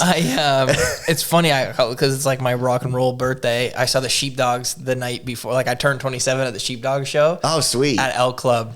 I love that venue. Was amazing. Do you have a favorite venue? L Club. Is it L Club? Well, so favorite venue in Detroit is L Club, because like even if you don't like the band, even if you don't know the bands, just go to a show at L Club. It'll be fun. Yeah, totally. And then L Club for Detroit. That's an old school vibe. L Club. Mm-hmm. That's what it was all about. Like, that's a scene. Yeah, I love what they've done. I've seen the Sheepdogs there, and I've seen Twin Peaks there. Oh, sweet. Which was sick. I actually saw them with Zach and Robbie from Hutch, like in 2016, years ago. It was awesome. Wow. They were handing out. They only had their what's the small CD? The EP. Oh yeah. They had only their EP, no full lengths yet, and they gave it to the singer when we were there. Oh man, that's wild. And who else? And I saw Ezra Furman there. Do you know them? I do. Yeah. Wow, that was amazing. I've seen them twice. There and in Toronto at the Horseshoe Tavern. Oh, classic. That's like a legendary venue, that place. That is one of the best musicians that is unknown in today's time. Yeah. Fuck. So like, that's like one of those like where like really, really hardcore, but not singing about stuff like that. Right. Yeah. Fuck, so good. Oh yeah, That's somebody. You know what's funny? You said you saw Jack White in the crowd. Yeah. What at the Ezra show, the openers, they were standing next to me. I was Oh, like, cool. So I was like, Did you say anything? no. I just want to leave him alone. Yeah, that's why I didn't want to say anything either. It's like, it's annoying. I don't want to be that annoying guy, you know? And Ezra Furman doesn't look like a normal person. Like the big jewel, like looks like a musician. Right, They look like yeah. somebody that's famous. So like, I'm like, they're gonna stand out here. The way they're dressed, they're not gonna last very long. I think they only lasted for like a couple songs, especially because they were the headliner, so everybody knew, and they were just like, they're like peeking their head around, and then they go backstage, and they can see when that's happening. Yeah. Totally, yeah. So I try to like keep it quiet. I'm like, I wonder how many songs they can get through before they get. And that's cool though. See, I had that happen once. I was at Majestic Theater going to see this musician named Tanya Donnelly. And in the 90s, she was in a bunch of my favorite bands. She was in Throwing Muses, The Breeders, and Belly. And they were like groundbreaking alternative bands. She's a very uncelebrated voice in alternative rock of the 90s. So I went to Majestic Theater to see her. And before that, we went to have dinner at Majestic Cafe. And then I was like, oh my God. Like, what I'm like, Tanya Donnelly is sitting at that table. My friend's like, well, don't. And I was like, I'm not going to approach her at the table. Like, not a chance. That's just so tacky. Like, while she's eating, like, I'm not doing that. But I was like, oh my God. So I had the perfect view. So I was like side-eyeing, trying not to, never made eye contact. So I was like, that's so cool. So then, and everything in my being, I wanted to go up and say hi because I've loved her since I was literally in grade 9. And then she went to pay, and wouldn't you know it, our table was right behind the cash register, and there was somebody in line here, so she stops right here next to me, like right standing facing, and then my friend, and she was kind of bored too, she was kind of just like looking around, you could tell she wasn't really engaged in anything, and my friend looks at me and goes, okay, say something. And I was like, hey, like Tanya. I'm like, she's like, oh, hi. And I was like, I'm really excited for your show tonight. I can't wait. Like, and she's like, oh, thank you. We had this little mini conversation. And I really don't think she was bothered by it because she was so kind of just having that nothing's going on moment. Yeah. I still felt weird doing that, but it was a trip though, seeing her out in public like that. Somebody I've listened to since I was a kid and bought the magazines and read about her. It's like, there she is right here next to me. Like, if I don't say hi, like, and hello, it's the venue. Like, you have to expect everyone in here is here to see you. Your show. You're inches from me. I'm gonna say, hey, I really dig your music. You know what I mean? Like, it'd be weird not to, I would think, you know? Yeah. I'm not gonna go to her table, but when you're standing next to me now, like, it's like, now you're almost in my space. So I'm gonna say hello to you, but it's a weird thing that I feel weird about approaching people I see them out too. I've been with you in public, and a lot of people do that to you too. They have like the same thing. They're like, yesterday I heard somebody, is that Dan? Oh, did you I really? heard a whispering, and then like they're probably doing the same thing. Should I say hi? Probably gets bugged all the time, you know. Oh, I love that though. I love it when people say hi. It's the Yeah. best. It's usually, if it's a guy, it's usually my wife really loves you. Yesterday I had a bunch of doing their open streets. I had a bunch of guys like throughout the day, like, can I get a selfie with you because my wife really really likes you? I'm like, God, 20 guys like my show. It's all wives or a lot of people. If it's younger people, my mom really likes you. So like, and I'm like, oh, these two hip girls came up, and I was like, oh sweet, it's hip young people who like me. They're like, hey, are you Dan? I'm like, yeah. And they're like, can we get a photo with you? My mom really likes you. And me like, of course you can. Tell your mom I said hello, and then I'm thankful that she listens to me. And I think it's so much fun. Like you can never like approach. Not that I'm anywhere near that kind of caliber, but you can never approach me, and I will never be angry. Like, I love it when people are like, I listen to and I love you on the radio. Like, that's great. Like, that's such a cool little bonus perk of the job. It's so fun talking to people. I think for you, like, a lot of people know your face, but it's more your voice. Yeah. And I think it's because I've been like at my shows even. I remember last time, like, we were talking and then people heard you and then came. Oh, I remember that. Yeah. Are you Dan? So it's I think sometimes it's not till you talk. So if you don't want to get, if you ever don't want to get bugged, I think just don't talk. Yeah, don't talk. Be You should invisible. okay. Yeah, for sure. Yeah, I can't hide from the voice. It's it's one of those things. Yeah, because a lot of people probably hear you talking. They're like, oh, I know that voice. Yeah. You know? Oh yeah, it Takes them a happens. It second. happens almost every time I go out, and if I order food or something, people like I'll see a table like. Are you like, and it's like, oh, yeah. It's the coolest thing though. Like, it's really like it's a really neat thing. It is cool when somebody you don't know comes up to you, right? Yeah, Like, so cool. It's really it's like it's weird. Like, I don't want to be like, oh, I love it. You know who I am. I would never be like that guy. But I nerd out a little bit when someone says, oh, I listen to you. I'm a fan. It's kind of cool. I try to be like, it happens to me like once a year. Somebody will be like, oh, I follow you or whatever, and I don't know who they are. And I always like feel bad. And I'm just like, and I try to like ask them questions and be like, oh, like, what do you do? Like, do you do this? And I try to like do it back. Totally. Yeah. 100%. I feel bad if I don't know them. And I'm like, yeah, I just want to like talk to anybody. At the Rosalie Tremblay thing, at the end of the statue unveiling, a guy and a girl came up to me, and they were probably a bit younger than me. And I said, oh, we listen to you every day. Big fans. I was like, oh, cool. And she said, oh, my name is Melissa, I think. And he introduced himself. I said, oh, hey, I'm Dan. Like, because, I'm Melissa, I'm Dan. They're like, yeah, we know. And I was like, I just feel I have to still introduce. Like, we're actually physically meeting, so I'm going to introduce myself. You know what I mean? Like, it'd be weird just like, oh, of course you know who I am. I'm not going to even bother saying my name. But it's a weird thing I struggle with, too. I always like to engage, too, because end of the day, it's just, everyone's just a person, and it's neat. You like when people are looking at your artwork, they put you on a different like pedestal. If you admire someone, like you have fans. Like my friend who I showed you when we were on the break there, like he literally, I said I was coming to your podcast, and he snaps a photo. Look whose book I bought today. That was pure coincidence. Like he so cool. Just happened to buy your book today. So you have fans. Like, you know what I mean? It's cool. People look up to you, definitely. Yeah, doesn't that stress you out? Like knowing you have fans. It stresses me out in a way that I don't want to do anything stupid. Yeah, right. That's exactly. Like I don't tell anybody to like F off anymore. If somebody like, because people will snap a photo, it's gonna be on video. So I'm just like the sweetest pie. And when I say that, I'm not being fake. You're you know like what I me, mean? exactly. Yeah, but I'm like, I can't like bitch at somebody or shoot the finger at somebody if they cut me off in traffic, because someone's gonna be like, that was Dan MacDonald, he shot the finger and blah blah blah. And then you end up getting canceled. Well, I mouthed off on Facebook, or not Facebook, in Twitter once, and that went viral. My little bitch fest I had at somebody who was being snippy with me, and I was like, wow, that was lesson learned. And maybe I was a bit out of line with what I said. Not that much though, to be honest. I really wasn't. It was kind of freaking deserving what I said. I'm fine with it, but it went viral, and it was not good attention, and that was I'm kind of grateful for it because it was a good learning lesson. And my motto now is play to the love, like play, kind of like that, lean into what gives you joy, play to the love, do what you love, and the negativity is noise. One of my favorite artists of all time, who I probably talked about in podcasting, is Liz Phair, and she was a big indie queen in the 1990s. Then she kind of sold out. Now she's kind of dialing it back a bit. She's like your favorite. She's my favorite. I love her. I'm going to see her in November. She's doing my favorite record, Exile in Guyville, but she has a great quote that I stand by. It says, once I really listened, the noise just fell away. And I try to think things of like negativity, like that's noise. It's going to be negative. It's going to feed that voice of self-doubt in your own head. So don't pay attention to it. Just listen to what your gut is telling you, what brings you joy, the people who are going to be healthy to be around, and lean into that. And that's where your happy place is. You're never going to please everybody. You're not. For sure.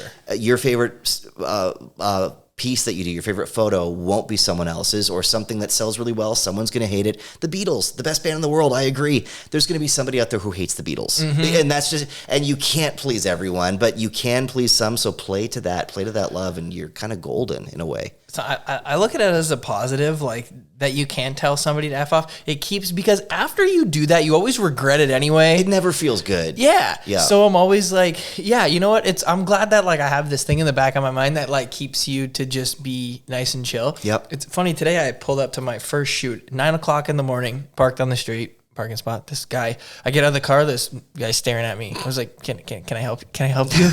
And he's like, what are you doing? And I was like, and obviously I just wanted to say, F off. None of your freaking business. Yeah. And I was like, but I was working. I was shooting a house across the street. What if that's his house? I don't know. Yeah. So I was just like, oh, I'm just, working. He's like, he's like, well, you can't park here. And I was like, but I think you can park here. And he's like, I have people coming to he's like, I don't like people parking in front of my house. Like, park down the street.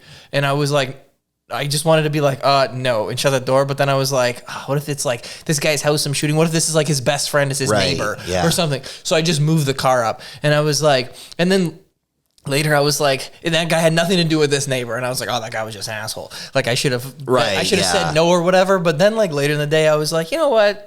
I didn't have to deal with anything at Yeah. all. I just moved my car, went inside. Is it going to change your screw that life? guy. Yeah. Yeah, it's a matter of picking your battles kind of thing. Like, is this the hill you want to die on over, like, you know what I mean? Yeah, and I waste get my it. day. Yeah, waste your day. It's negative energy. Like, play to just freaking. I mean, there's a line where you kind of also have to stand up if someone's being a complete, abusive bully. You got to stand up. But Of course. you kind of gotta. Do I want to die on this hill? Is this going to affect my life at all if I ignore or don't say anything or have that last little F you back at you? Yeah. Like, probably not. So let's just not even do it. It's a healthy way to be. I think it's a challenge though. It is a challenge. But I think it's a good way to be. Honestly, if I got in my car and I moved in, it took 10 seconds out of my day. If Yeah. I would have sat there and argued with him, he would have wasted my valuable time. Yeah. And I know that guy just has a miserable life anyway, so whatever. So stew in it, forget dude. Like stew in it and enjoy. Like, you know what I mean? I got other things to do. So Yeah. later. Exactly. Totally. Well, on that note, Yeah. I think it's probably time we wrap it up. Oh man, that flew by. That was a lot of fun. Thank you very much for coming on. I appreciate it. It's my honor, truly. I love doing this. It's great, and your place looks really, really cool. This is an amazing space. So congratulations Thank you. on everything. It's really cool watching you do this. Thanks. I'd love to have you back one day. So Anytime, I'm always here, man. Anytime. sweet. Okay. Thanks, guys. That was fun, man. That was Thanks. very fun. Oh, that was so cool. Yeah, I had a blast. Thank you very much. Oh God, that was great.